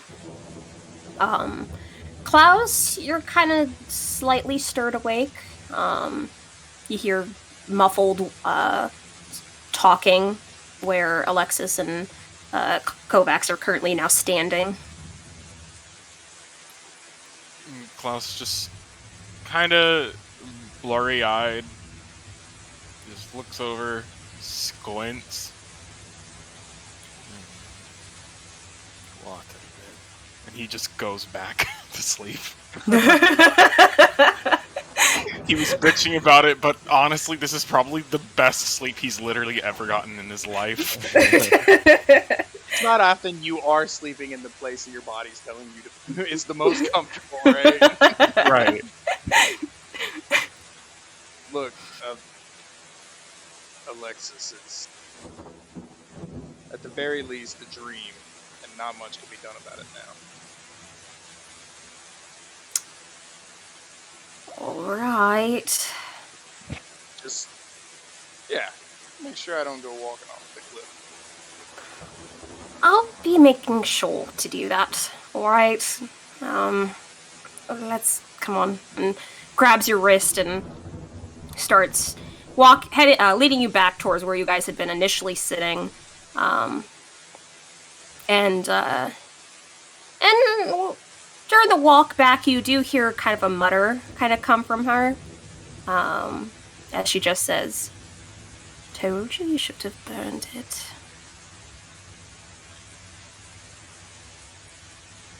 And come to a seat. Yeah, Kovacs is for the rest of the watch, not really saying much, but just kind of eyeing Miriam's bag. Nothing like... I'm focused on it, if that makes sense. It's nothing like shady or something like that, but that is definitely where Kovacs' interest lies. Okay. Am I haunted again? Is Peter back? Yeah, you take a look around the room and see Peter is creepily sitting next to Miriam's body, just staring down at her. Okay, cool. Bruh. Sorry, Miriam.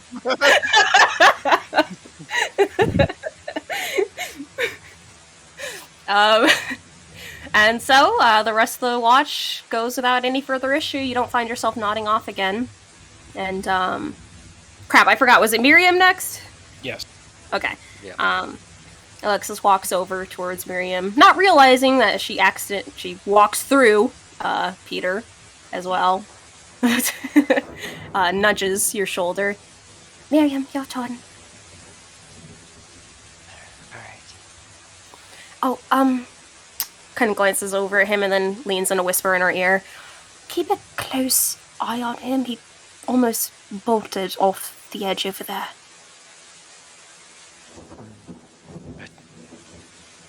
What happened?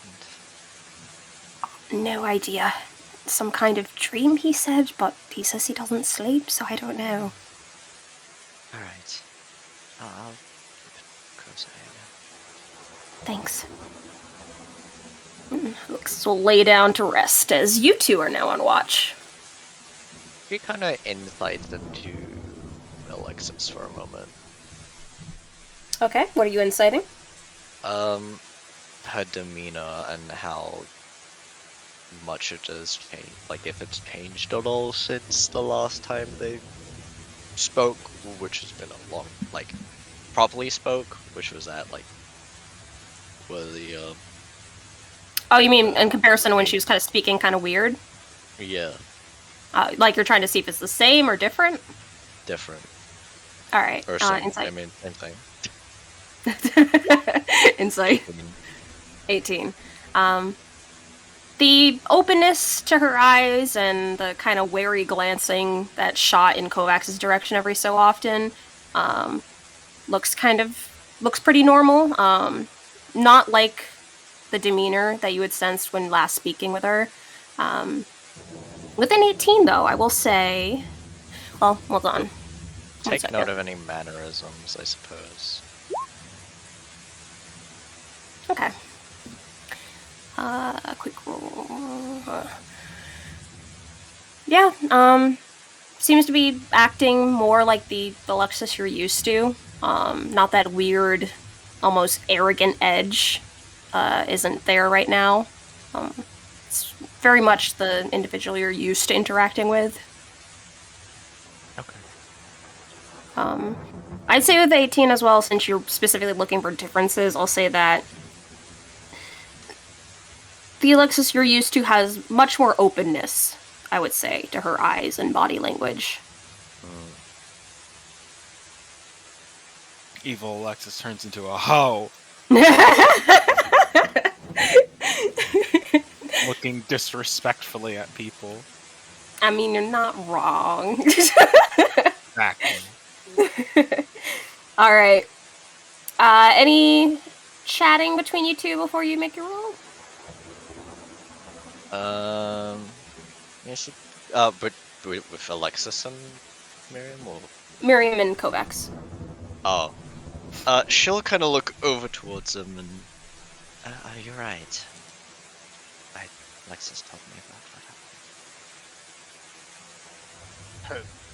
Honestly, I feel fine, but ever since, I laid eyes on that painting, it's stuck here. Kovacs will tap the side of his head.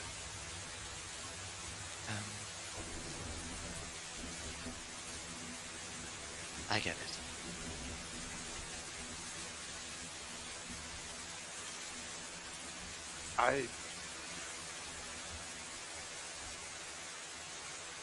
Things stuck in my head. Letting things get stuck in my head is a bad habit.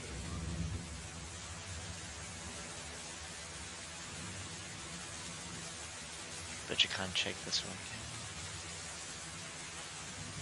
Not as far as I know. The worst part about this, I believe, is up there I got the feeling it triggered something in Alexis. It's definitely triggered something in me.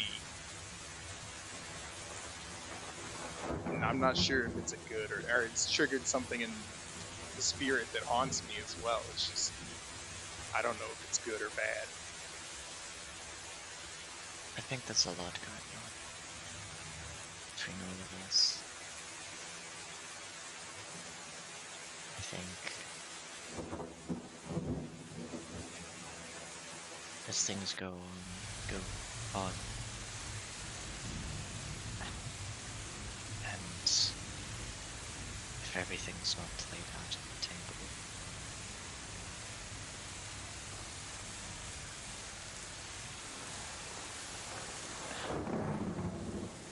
I'm not sure how sure this will go.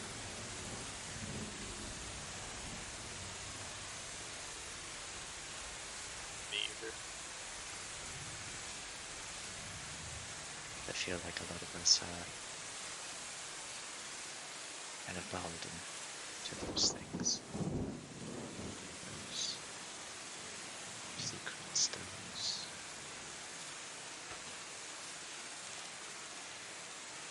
what we want to leave behind. It's those moments when it's difficult to understand the next step to take. This is only half of the piece. Do I go after the other? I don't know. What is Peter's reaction to when I ask if I go after the other? He's looking at you right now. Roll insight, I guess. Okay, yeah, that'd be great. Who has the map?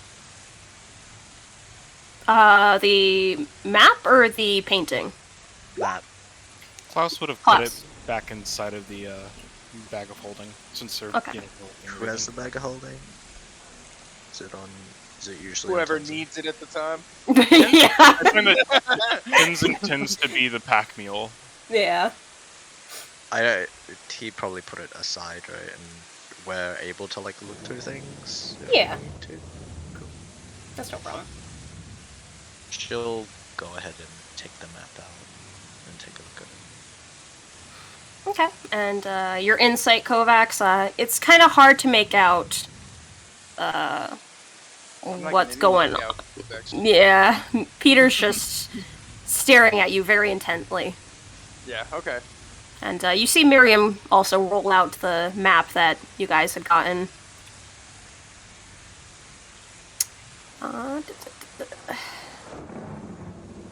Is just Miriam taking a look, or both of you? It's right next to Kovacs. He'll look as well.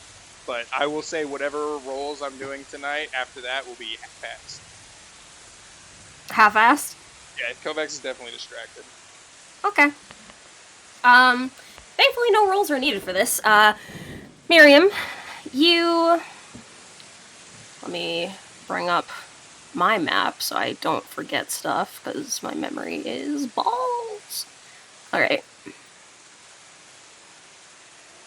So, taking a look at the map, Miriam, you're pretty, well-read on a number of things. Geography being a simple enough task to memorize as well. So although nothing is marked off on this particular map, you can make out that it appears to be a section of the area north of Findlefair.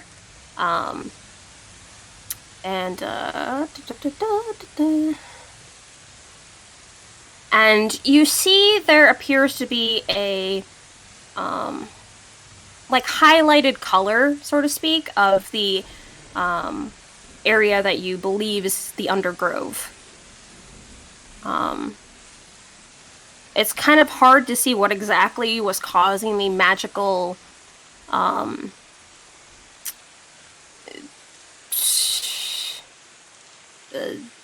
essence that you were getting off of it, as it just appears to just be, a regular map with a highlighted area. Kovacs, though, as you peer at the map, you notice a number of little illusions start to pop off the pages where the highlighted area is. Blue, pink, red, little butterfly-looking creatures just fluttering about over the Undergrove. Along with what appears to be a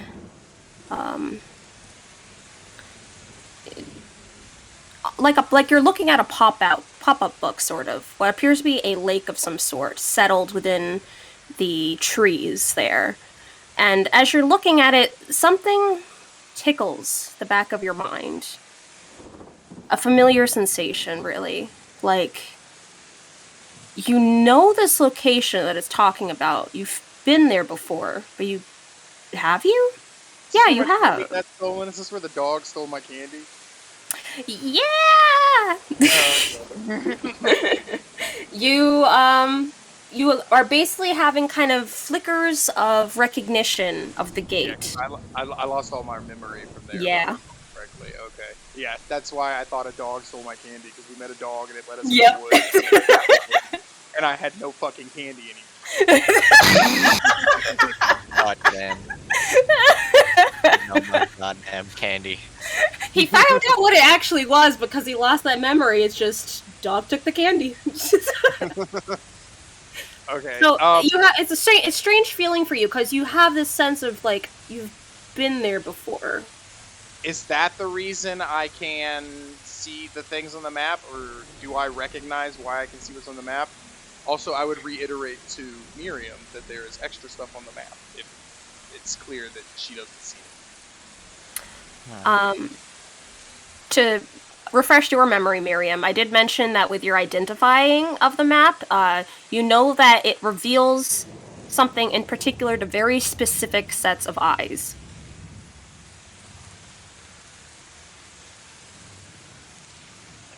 Seems like you're able to see it.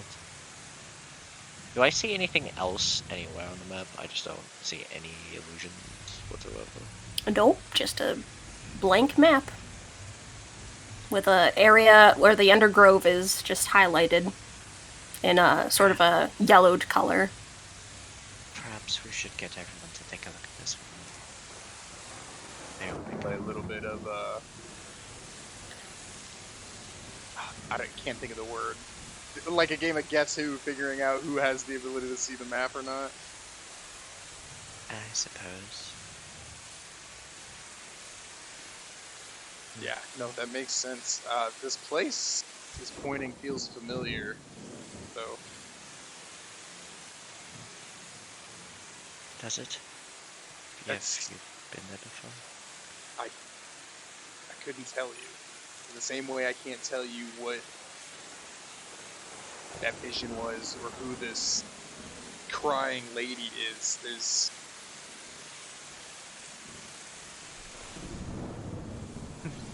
There's voices in my head again.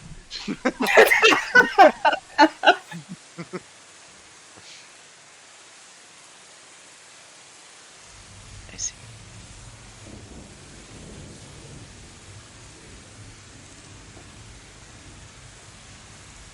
Okay, there's nothing else. And, How much does she know about the goddess of sorrow? I think I had you roll for that before. I think so. Miriam was the only one that rolled well for it, I believe. Because I think Kovacs has no fucking clue who this person is. Yeah, you knew the Yeah, I name and knew what she was, like, what she represented, and Yeah. you know a little about her story. Yeah. I can do a slight refresher of, you do know, Goddess of Suffering. She is Yeah. one of the forgotten gods. Yeah. Yeah.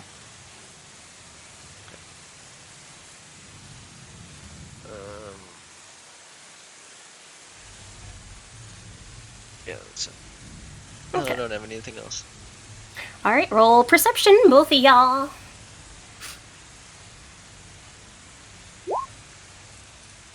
Or right? Amazing. Actually, 8. It'd be 8. Still doesn't Well. matter. Amazing. Alright. Keeping an eye out, Miriam, you find yourself kind of intrigued by the many items that you've kind of come across, as well as the afflictions that are currently affecting a number of your party members. Huh? One. Various afflictions, some more physical, some more mental. Waka waka. All of us.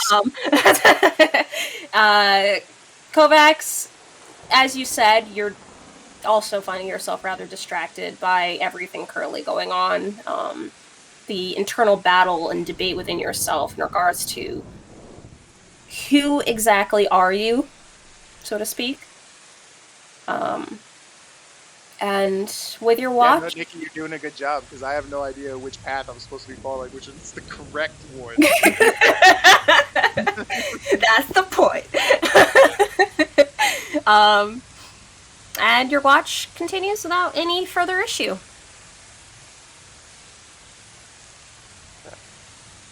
And then I can't help with the next one. Next is Klaus. Fuck. He's not going to wake up until he until he is told. Miriam will wake him up. Klaus, you were having such a soothing dream of just being rocked on a boat. Klaus kind of raises his hand and waves it sleepily at Miriam. It's just, come on, 5 more minutes. She gives him 5 more minutes. That's so fucking sweet. Miriam's a sweetheart. He wakes him up 5 minutes later. On the dot. 5 though. more minutes.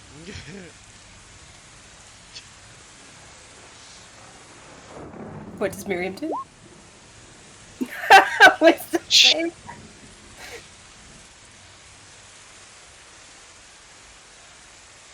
Cast harm, auto crit, kills Klaus instantly. You're gives him disrupting the another- time order. She gives him another 2.5. Oh my god. This time when she walks away, she would probably hear Klaus mutter what seems to sound like, thanks, mother. Aww. She kind of smiles a little to herself at that. Eventually, after these rousings, the third time, if she attempts to wake him up again, Yeah, she will. it's very sluggish, but he's just like, okay. Oh, I can make this easier on myself. And he just, like, sideways rolls back away from the water. Okay. And the moment he is not submerged, like, he pretty much almost immediately sobers up. Okay.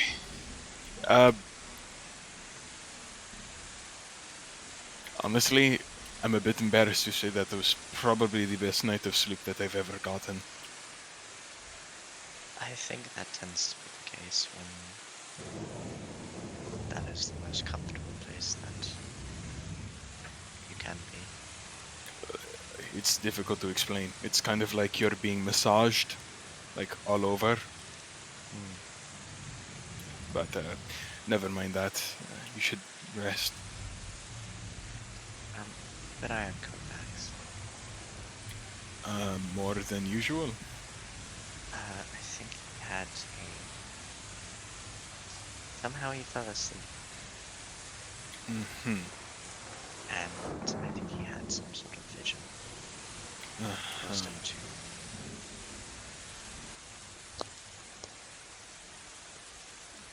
run over towards the cliff edge. Uh-huh. Felt torn. Looks over her shoulder at Kovacs. Yeah. I will make sure that he doesn't dive.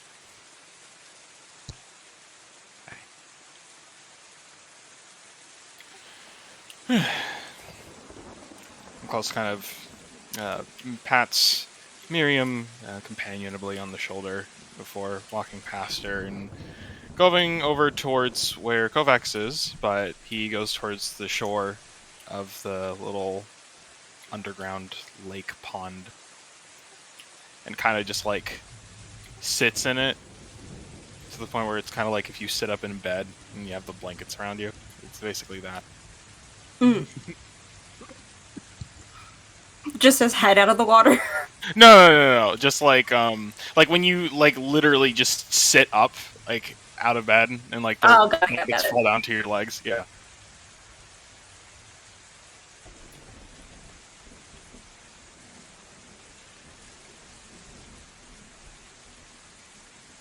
Okay. If no interaction, then perception checks. Mm, That makes me sad. This lonely Judah. I'm sorry, dude. Hey, you're the one who's able to change this. I cannot. I actually can't do anything else for the rest of the rest. That's pretty much. Oh my god, I have to be inactive and motionless now. Well, Yeah. Sorry. perception checks it is.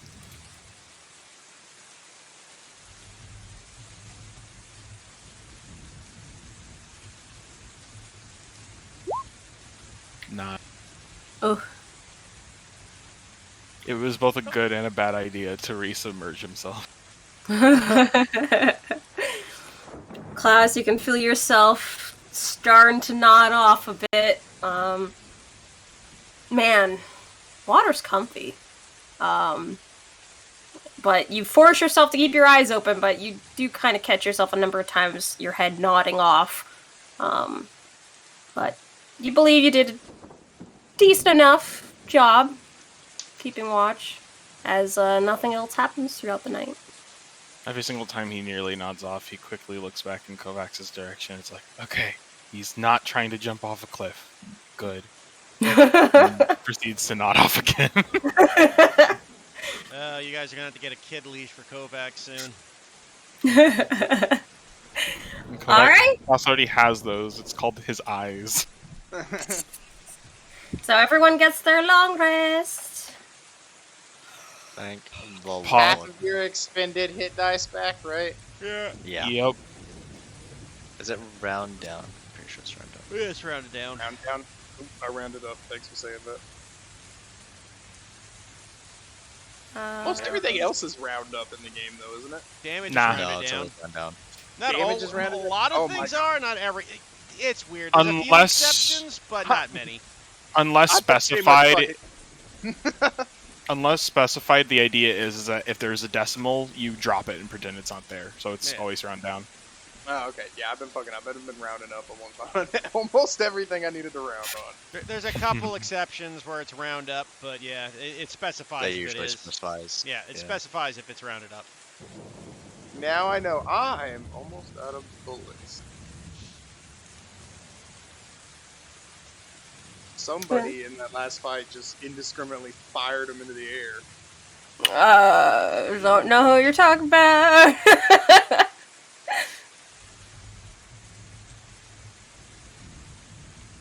Okay, so you guys get your rest, your long rest, and awake for the day.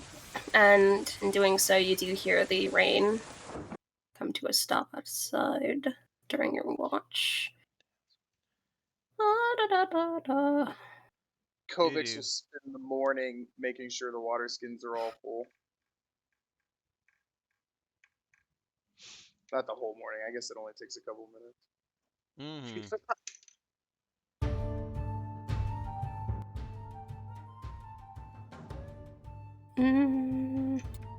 Okay.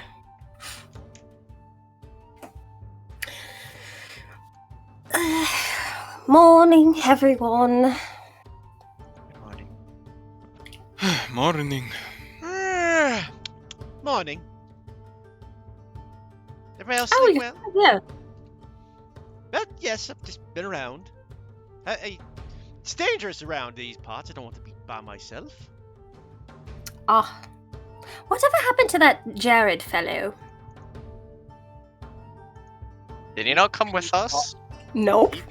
Right after Where the did he- fight, he did not come Did up he? with us. Yeah, he never came up with us. Nobody ever looked for him. Yep. That's kind of because under the assumption that everybody was being dragged as one group, so assumed that that was happening along with him. Even during the whole RP session, last session, he was not there. Yeah, we actually didn't mention that he wasn't there and nobody bothered to look. Like that was like mentioned in game. Yeah. I don't recall. Yeah, he just missing.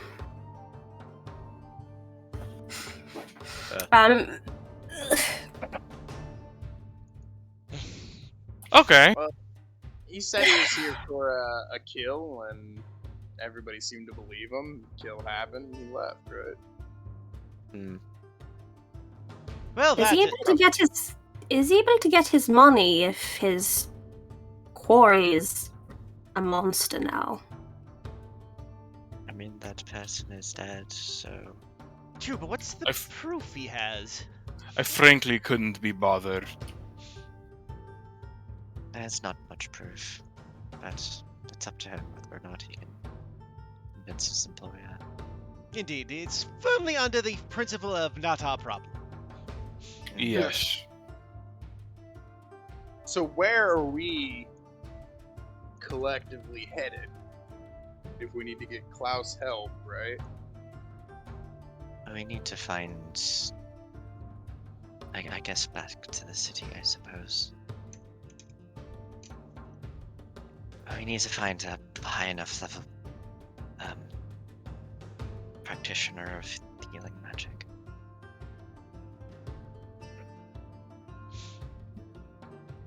Do we have to talk to that dick priest? I think that's exactly what we have to do. Ugh. Dick Priest? Yeah. They followed the teachings of Phallus. Gets ahead in life, does he? It gets you very much ahead. Stop! It is too early for this. This is probably the best morning I've ever had. I'm not letting it get ruined by Morning that. wood? Dick jokes. And there it goes.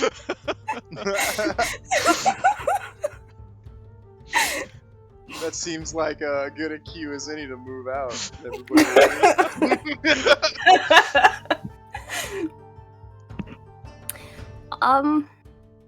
So how are we going to do this?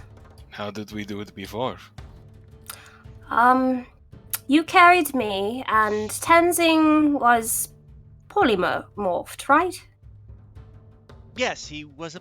No, he wasn't a... He A wasn't... fish? No, he wasn't polymorphed.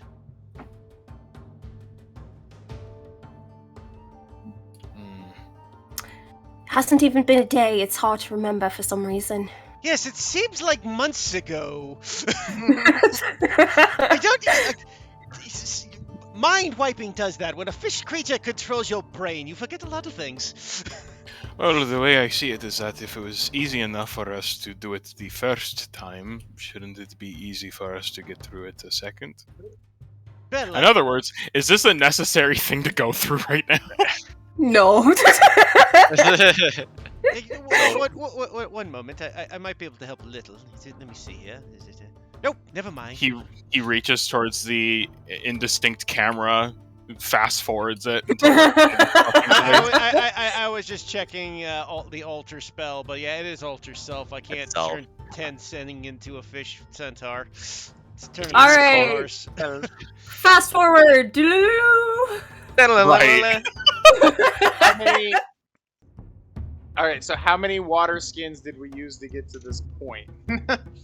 Hold on. I mean, we were swimming through, so Oh, it's Yeah. swimming. Yeah, Okay. it was all underwater. We were fine. I don't remember any of this part, or I wasn't. Well, you weren't here there, for it, yeah. so yeah. How do I...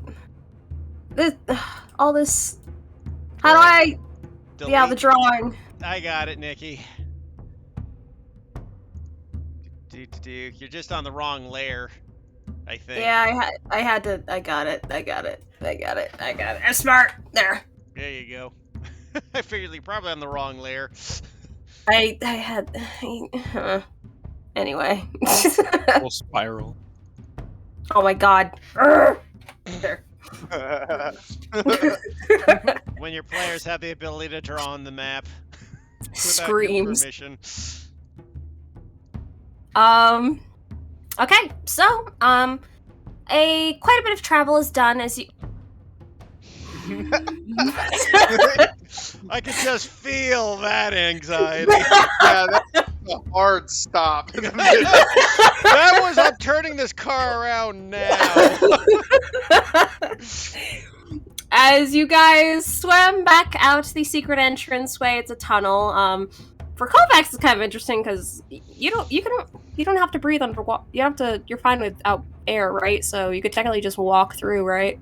Yeah, I don't need to breathe. Yeah, so while everyone's kind of swimming, holding their breath for a bit of time, you're just strolling through, hands in pockets. And as you reach the river and kind of resurface again, navigating your way around the back wall portion of the Thieves Guild, you don't hear the same amount of commotion outside as you had heard when you first arrived here. And upon returning to the cliffside that overlooked the majority of the outer area of the guild, you see that all the tables and all the watchmen and everything else, they're just gone. No one's within the base anymore. And with that being said, you guys continue your journey back in That sigh. -1 level for all of you except Judah. Thank Where's you. it, Storm?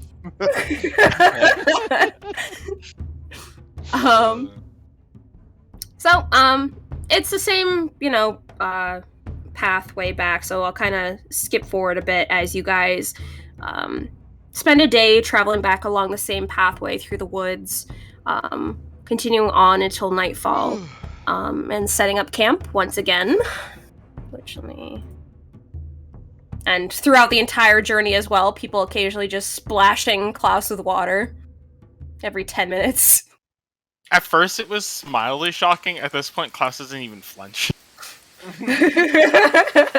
This was a cartoon. You see a picture of Klaus walking through the woods, early little scene, and then just a little squirt of water coming from out of fucking out of frame. Just a super. Everybody's got their super soakers ready.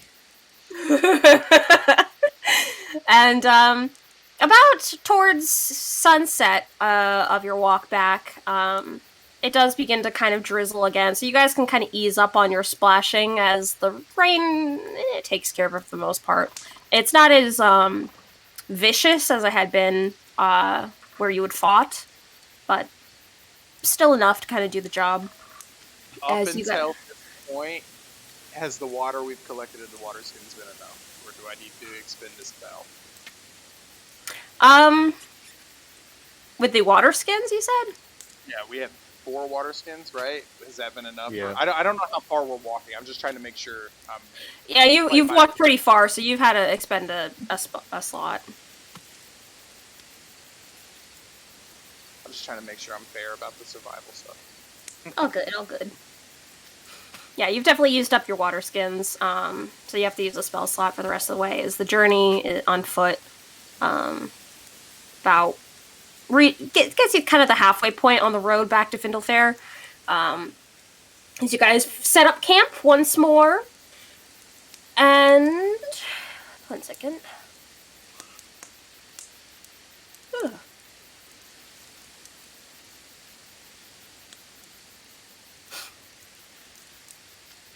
Alright, we'll have 2 watches this time. Kovacs will sit out of both of them. He'll what? He will not volunteer for a watch. Okay. Miriam will be on the one that Klaus isn't on. So that she can throw water on him.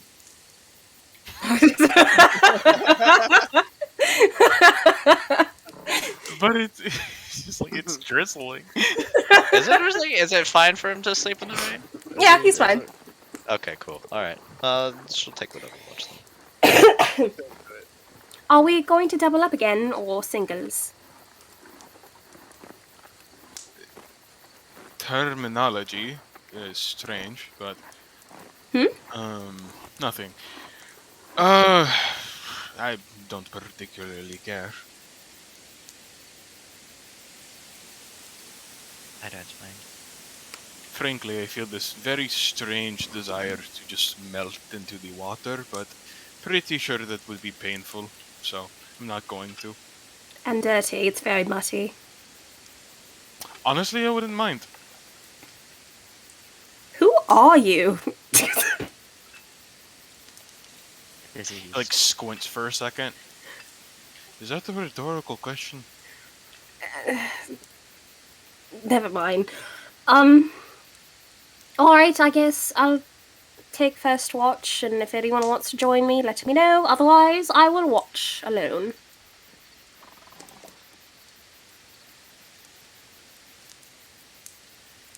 I'll squints. Well. I'll do it. Though, if perhaps I should do it first because I could barely stay awake the other night. Alright, I'll do second then, or want me to join you with first? Sure. Mary will take some. That wasn't a yes or no question. Yeah. He blinks hard. What? I said join you for first or do second, and you just said sure. Yeah, I was saying sure because you said the other thing.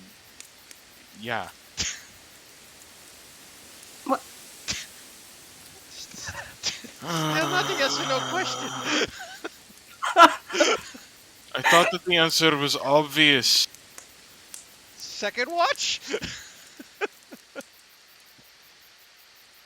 I got to admit, I'm a bit lost as well. Klaus just stares at the water hitting the ground again. I'm saying that yes, the two of us can do a watch. Got it. Miriam, would you be okay on your own? I'll be fine. Got it. Okay. I mean, if you're not sure, Miriam, we can change places if you want. No, I'll be fine. Sure, I don't mind. Everyone's trying to avoid Klaus. No, she's not. She's gonna take care of Klaus, but the rain is fine, so. You're We'll keep him moist. absolutely Klaus is sure. Always I mean, moist. I've got really good eyes, you know. I'll be fine. Okay. Takes a seat. And roll perception.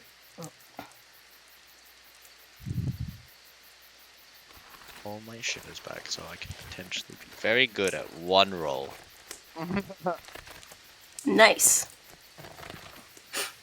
Since her life Klaus, you're not great. Wait, you rolled for me? I thought you already rolled. No. That was last night. Oh, got it. Oh. Oh, Klaus, you're not great. I can see into the future. He wants to become a slime. Like, we just all? sees him looking forlornly at a puddle. You're going to be alright there. Sticking his hand in a puddle, going, "Oh yeah."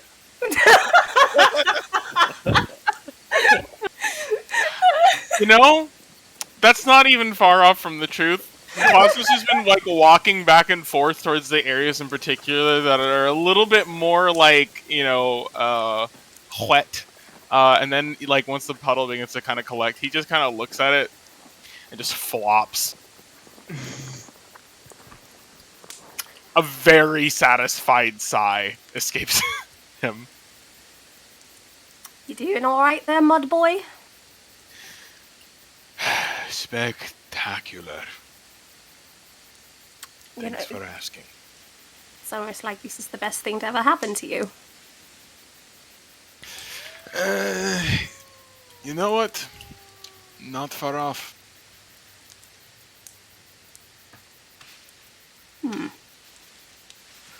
Did you actually sleep that well last night?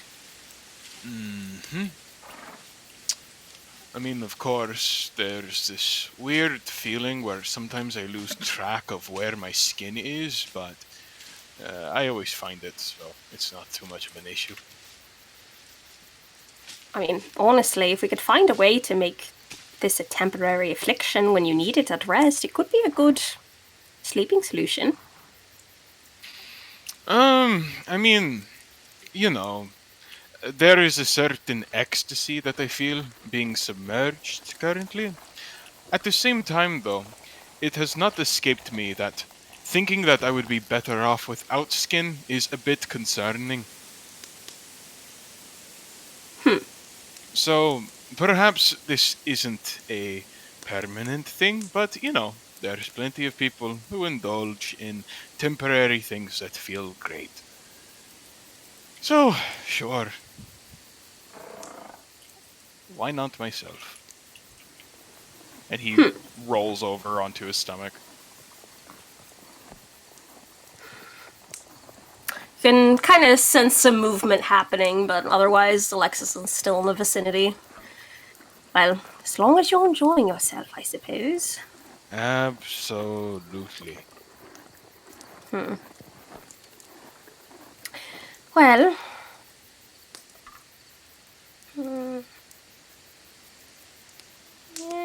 yeah, okay. You hear movement again, and then the sound of wood creaking as Alexis settles in again. Alexis would probably hear light, like a light slurp noise. He's drinking the water from the puddle, just a little bit. That is disgusting. Really, Klaus? No, you. Amazing comeback, really. No, you. He flips over again. Seriously, though, you're doing alright. You've been very... I mean, it's nice to see you so relaxed, I'm not going to lie, but... I can't describe it. Actually, maybe I shouldn't.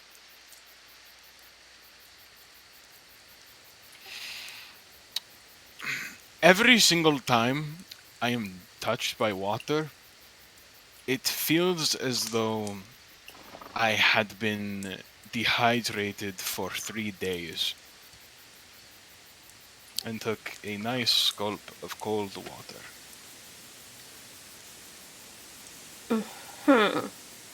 Yup.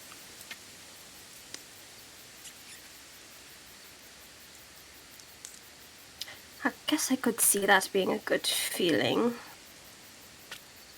Like, it's. Have you ever tried being angry while, I don't know, in a sauna or a public bath? You just can't. I mean, you can try, but then your. He just sinks even further. You know what, Klaus? If you're that comfortable, go ahead, go to sleep. I'll watch. Nope. I have a duty to this party before whatever the hell is happening to me now. It's really fine. I've got 2 magnificent eyes.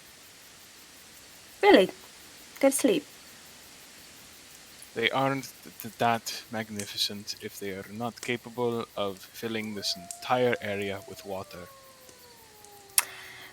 Give me enough time, and I'm certain I could do it. Please. Won't know till you go to sleep. Not going to sleep, you can't make me. I mean, technically. At the risk of me making you go to sleep anyway. Fair point. He rolls over again. Really helps to get both sides. Your pancake. Sure. Though I guess a soggy pancake doesn't exactly sound very good, does it? I mean, you're a good cook. I'm sure you could manage. Actually, don't test that on me, please.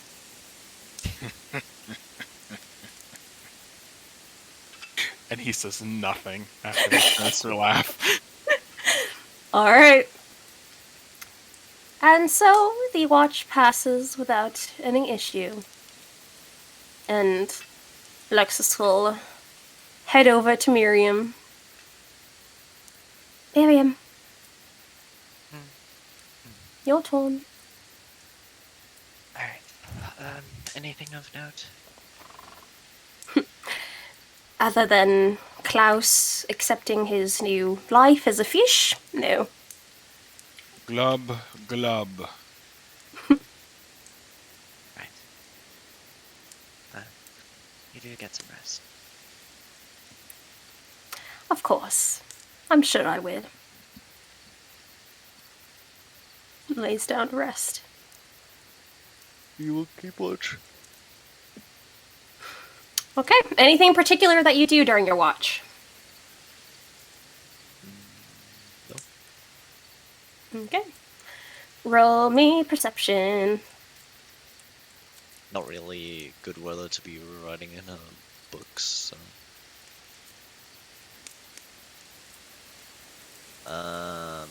Guidance. Fuck it. I'm gonna re-roll that. Use a book in any weather with prestidigitation. I mean, you're not. It'd be hard, but you're not wrong. 5. Sorry, I'm using a sorcery point to re-roll that. Okay. Nothing's getting by me, And then I'm gonna use Divine Destiny, which lets me add a 2d4, because why not? Because long rest. So that is 18, 23. Jeez.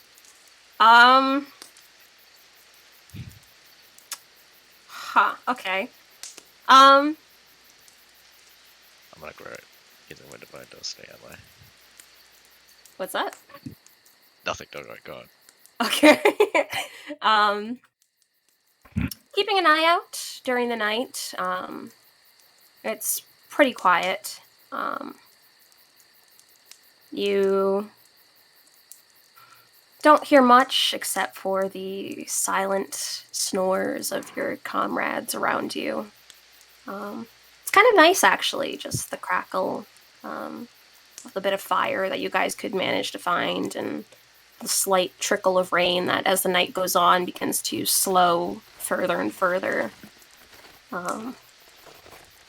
And as you're kind of looking around about the darkness, you spot what appears to be a figure. A dimly glowing light amongst the trees in the distance. Walking. Doesn't appear to be heading in your guys' direction. Just heading off further away from the your guys' campsite.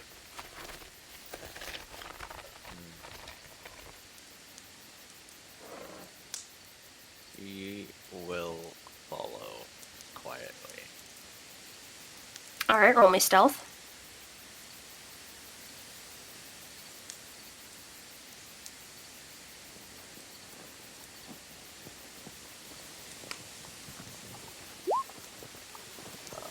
That is I chose some guidance, so 12.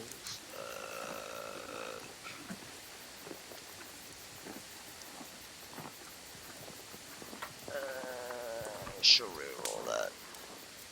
Okay.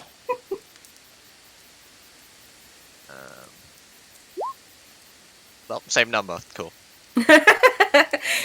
Alright. So, you follow as quietly as you can behind this figure. About how far away are you staying? You'll try and get a little closer. About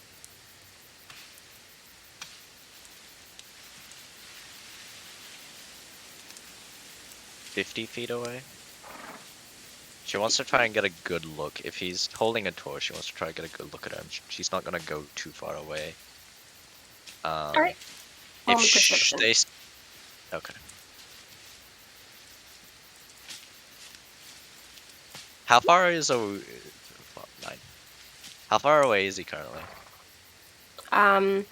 Before you approached 50 feet away, I'd say, let's see, 10,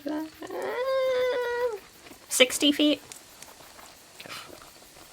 Okay.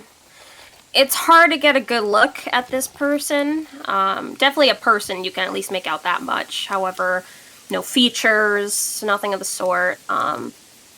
There's a couple times where they seem to kind of crouch down and do something, then stand up again, walk a few feet, crouch down, stand up, walk a few feet, repeat the process a couple times.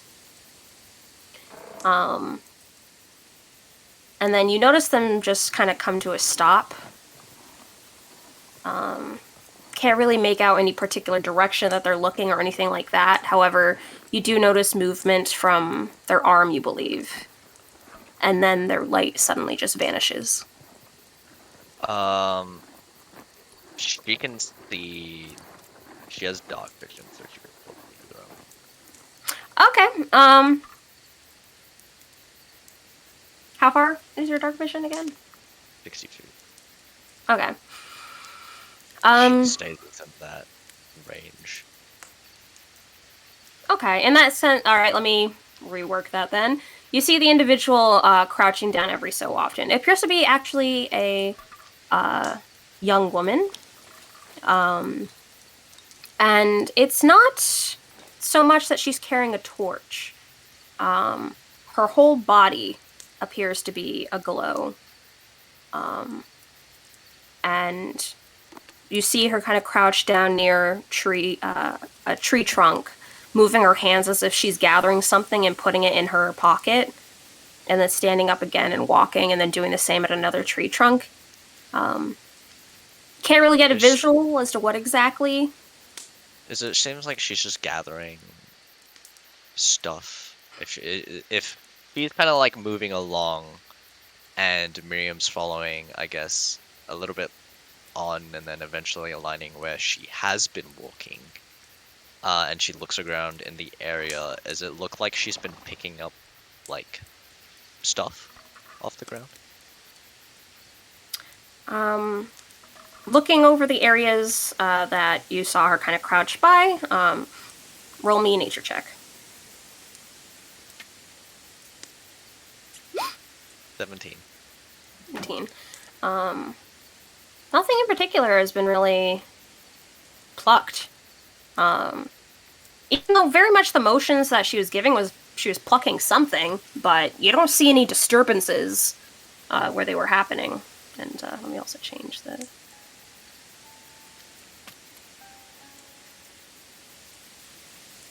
just the music a bit. There we go. She'll actually call out. How far are we away from camp currently? About 15 feet. Oh, really? But that she's that close-ish to camp? I mean, from where you are. Oh, where Miriam is? Okay. Yeah, you said that's you've been not- falling about 50 feet away from her. Okay. So she's... And did she look like she looked towards our area at all? Yeah, so with the dark vision, reworking that a bit, you see her kind of look up towards the sky, raising her arm as if she's kind of shielding her face. And she appears... You can't make out her face as she's kind of... Her hair is kind of blocking out most of it.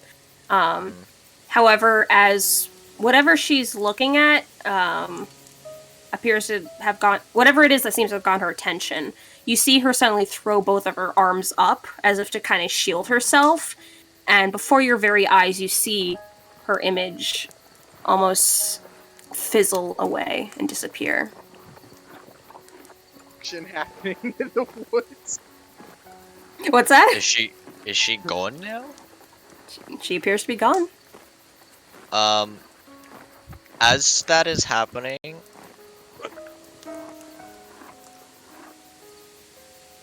she throws her hands up in the air. Did it look like she was casting a spell? Or that a magical effect was happening? Because if... With your perception, you couldn't really make out. Okay, the moment she disappears, Miriam will try and cast a spell on the area. To see if there's anything to dispel, grab hold on to even target. Casting it over the area, pick up nothing. In that different direction, okay. Alright.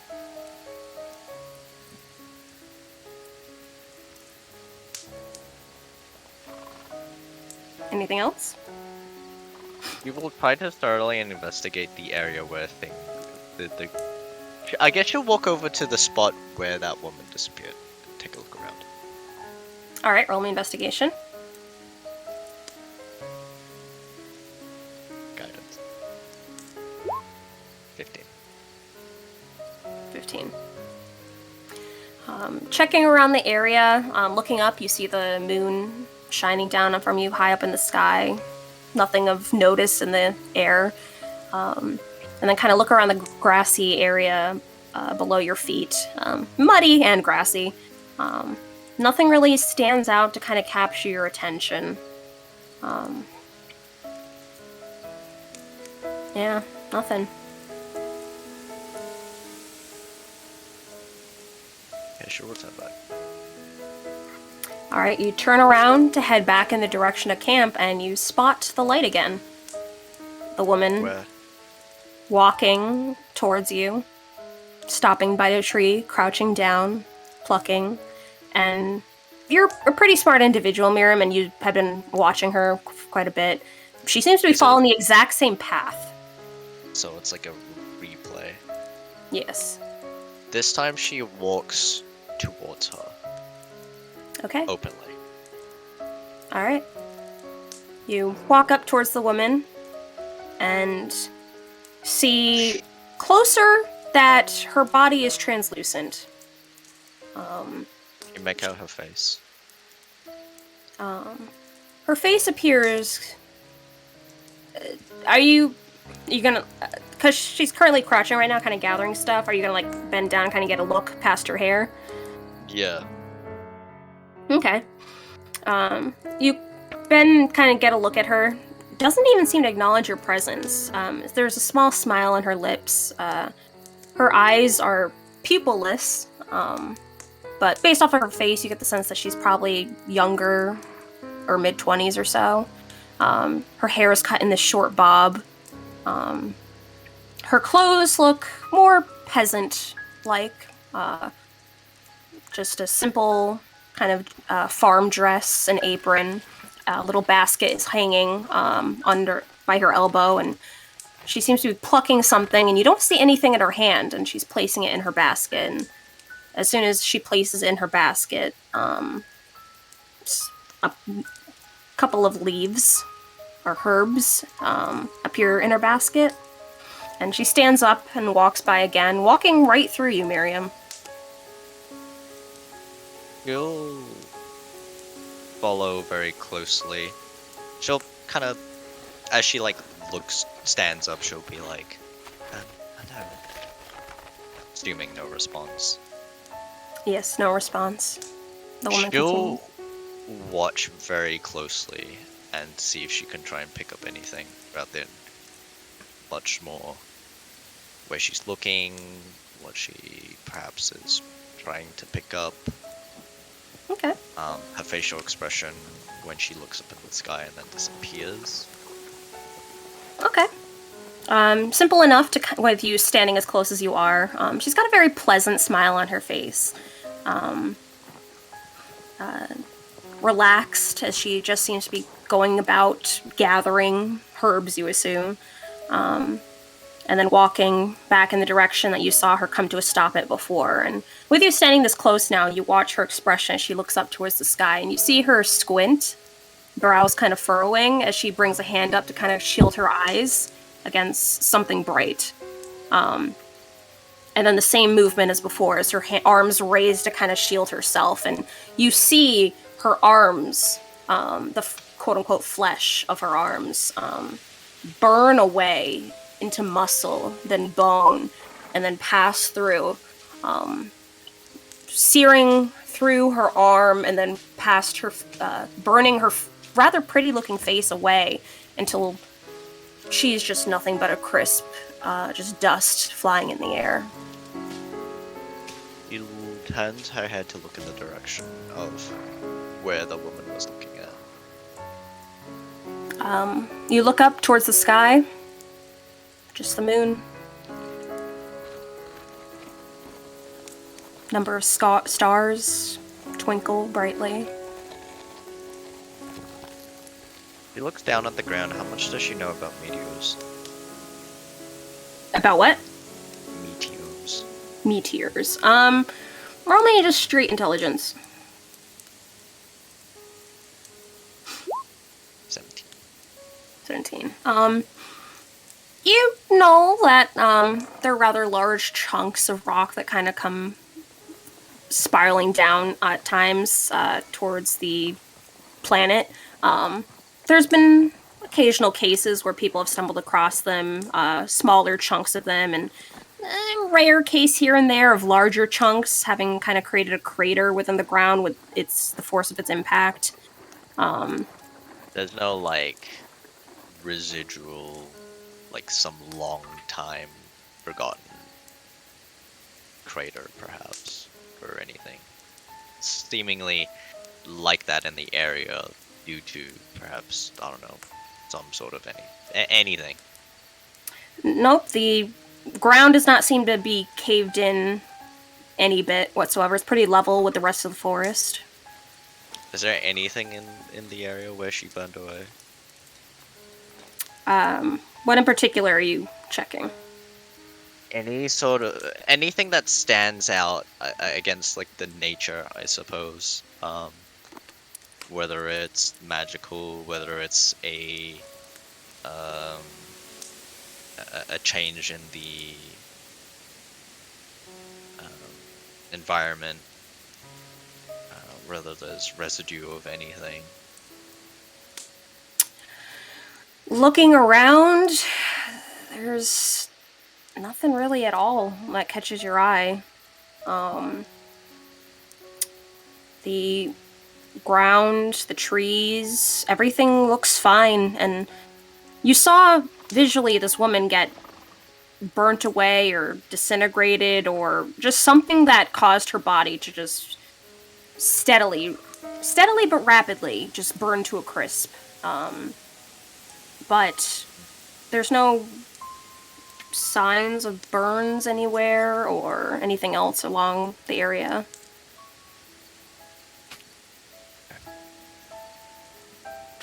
Maybe we'll head back to camp and Okay. find a spot with enough shade for her to write into her book. Journal. Okay. Then, when she's done, she will continue to keep watch. Alright. And you will notice throughout the rest of your watch the same woman repeating over and over and over again over there. And it's not until the sun begins to rise up in the sky that her image fades away. And I will put that. As morning comes.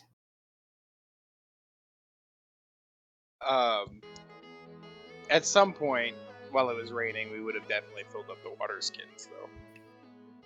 Yeah, that's simple enough. Okay. And it is now a new day. As you guys awaken to a much more sunnier morning. Trees and leaves are damp with the previous night's rain, but otherwise the sun is beaming rather nicely, casting a warm air around you with a cool breeze.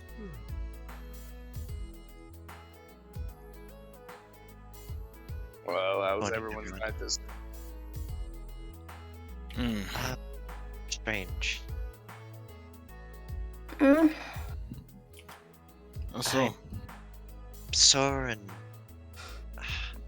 what could probably, from what I can tell, some sort of an illusion or residual magic, essence, soul. I'm not too sure. But it that's was a woman picking herbs throughout the forest.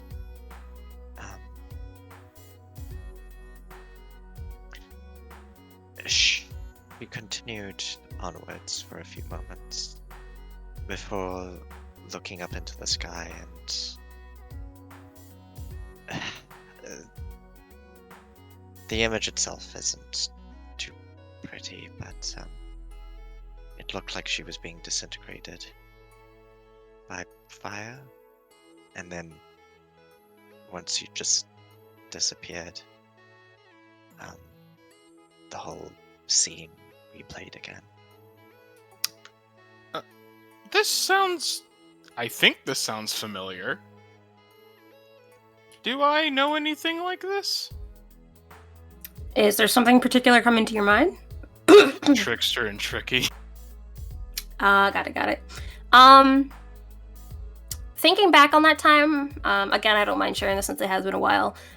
There was a purple light that had been seen, kind of dancing about, and then, taking people, like it had done to you guys. Nothing about disintegration that you saw.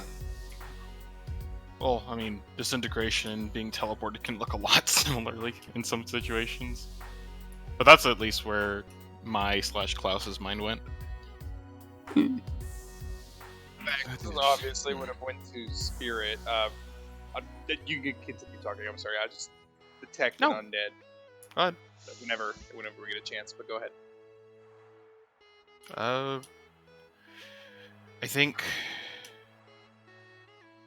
that sounds familiar, but for that to happen, especially to some random illusory woman who was just walking through the woods, it's a bit odd, to say the least. It is. Are you sure that you didn't nod off and that you were dreaming? No, I made sure to hit myself, and Where? Oh, I'm she'll sorry. point out the location. I feel bad. I feel like I keep interrupting y'all, and I'm not. No, you're No, not. you're good. You're good. Dude, you exist. It's fine. You good? Okay. Well, wherever Miriam would point out, Kovac would cast Eyes of the Grave. Can you post that for me? Most certainly.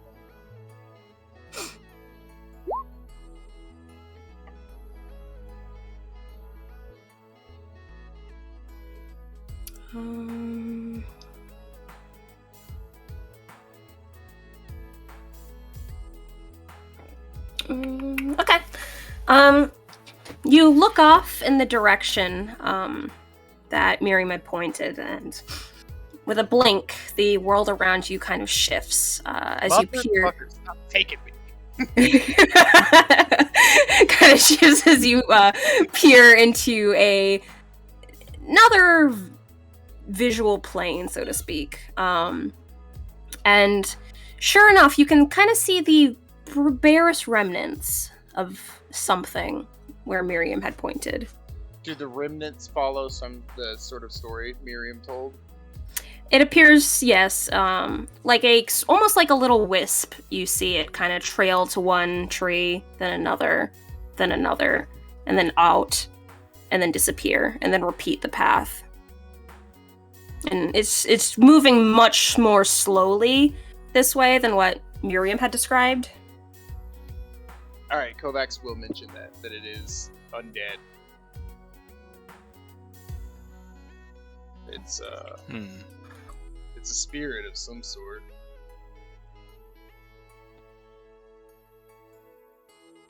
What are my conclusions? Yeah, you could say I'm soul. not sure what it means. I mean, to be honest, I'm not even sure if we really need to decipher it. I mean, I don't think there's much to decipher, but a woman walking through here and then being disintegrated doesn't really bode well. Did you find any remains? No, I didn't find anything.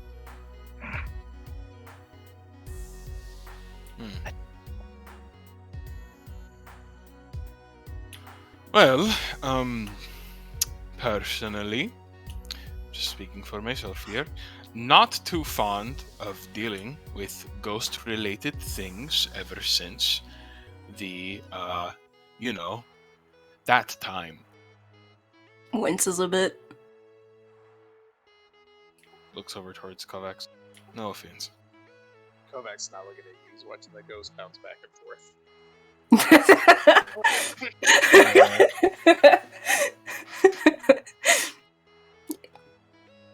You good there, Kovacs? It's. Could you touch the image?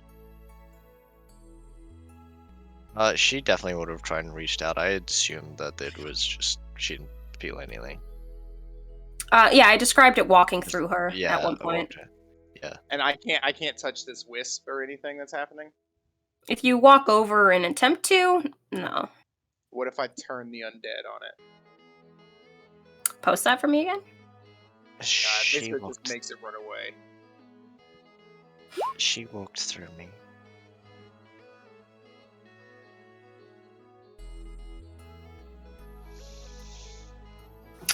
I can't.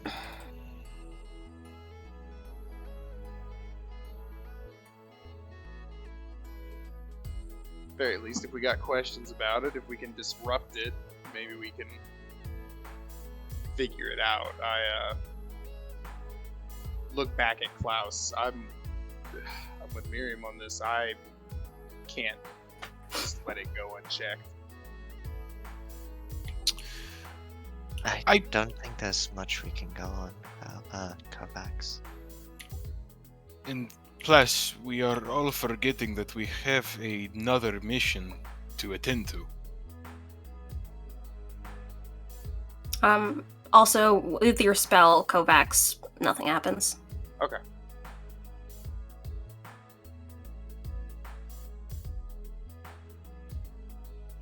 Look, I'm sorry. It's just... I like to see everything like a long, branching tree with several branches and twigs moving out. I like it when I'm at least able to somewhat influence or at least understand or predict what is going to happen next. But the moment that things begin to change, that branches begin to wither away and snap, it brings me a great deal of fear, honestly. We have a very clear-cut mission given to us by said Dick Priest. Thumbs up. We already know generally what is ahead of us. We know that this is a lucrative job as well as a rewarding one as far as understanding the nature of a unfamiliar disease. This is, I don't know, A mystery. more than that. It's dealing with the unsure nature of the supernatural. This is also sort of Kovacs's special area, I guess. So I guess it's not fully unknown. Yes, except he's the only one, as far as I understand. He's right, too. Klaus knows what he's talking about. And Kovacs will take out 2 gold coins from his pocket and he goes, that was Kovacs' old path. And then I will leave the 2 coins on the ground for the fair, for the spirit, and then I'll give a nod to the party. If we don't want to investigate that, we don't have to. Plus, we'll walk up to him and clap his shoulder companionably. Alright. And then kind of recoils once he realizes he probably left a slime trail on. Sorry, I still have to get used to that. It's not forever, hopefully. Yeah, hopefully.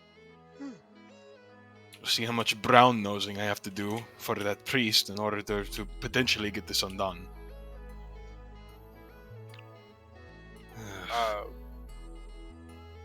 Brown nosing or arm twisting. Both could be effective methods. Unless I want to end up, I don't know, smited, I'll take my chance with the brown nosing. Fair enough. Kovacs will, give the spirit or the wisp one last little, like, I don't know, a little just attention and just safe travels. Okay. It continues on its repeated path. Alexis also kind of lingers an extra moment, kind of staring, and once you guys kind of start moving, he'll follow as well. And that is where we'll end tonight's session. Okie dokie.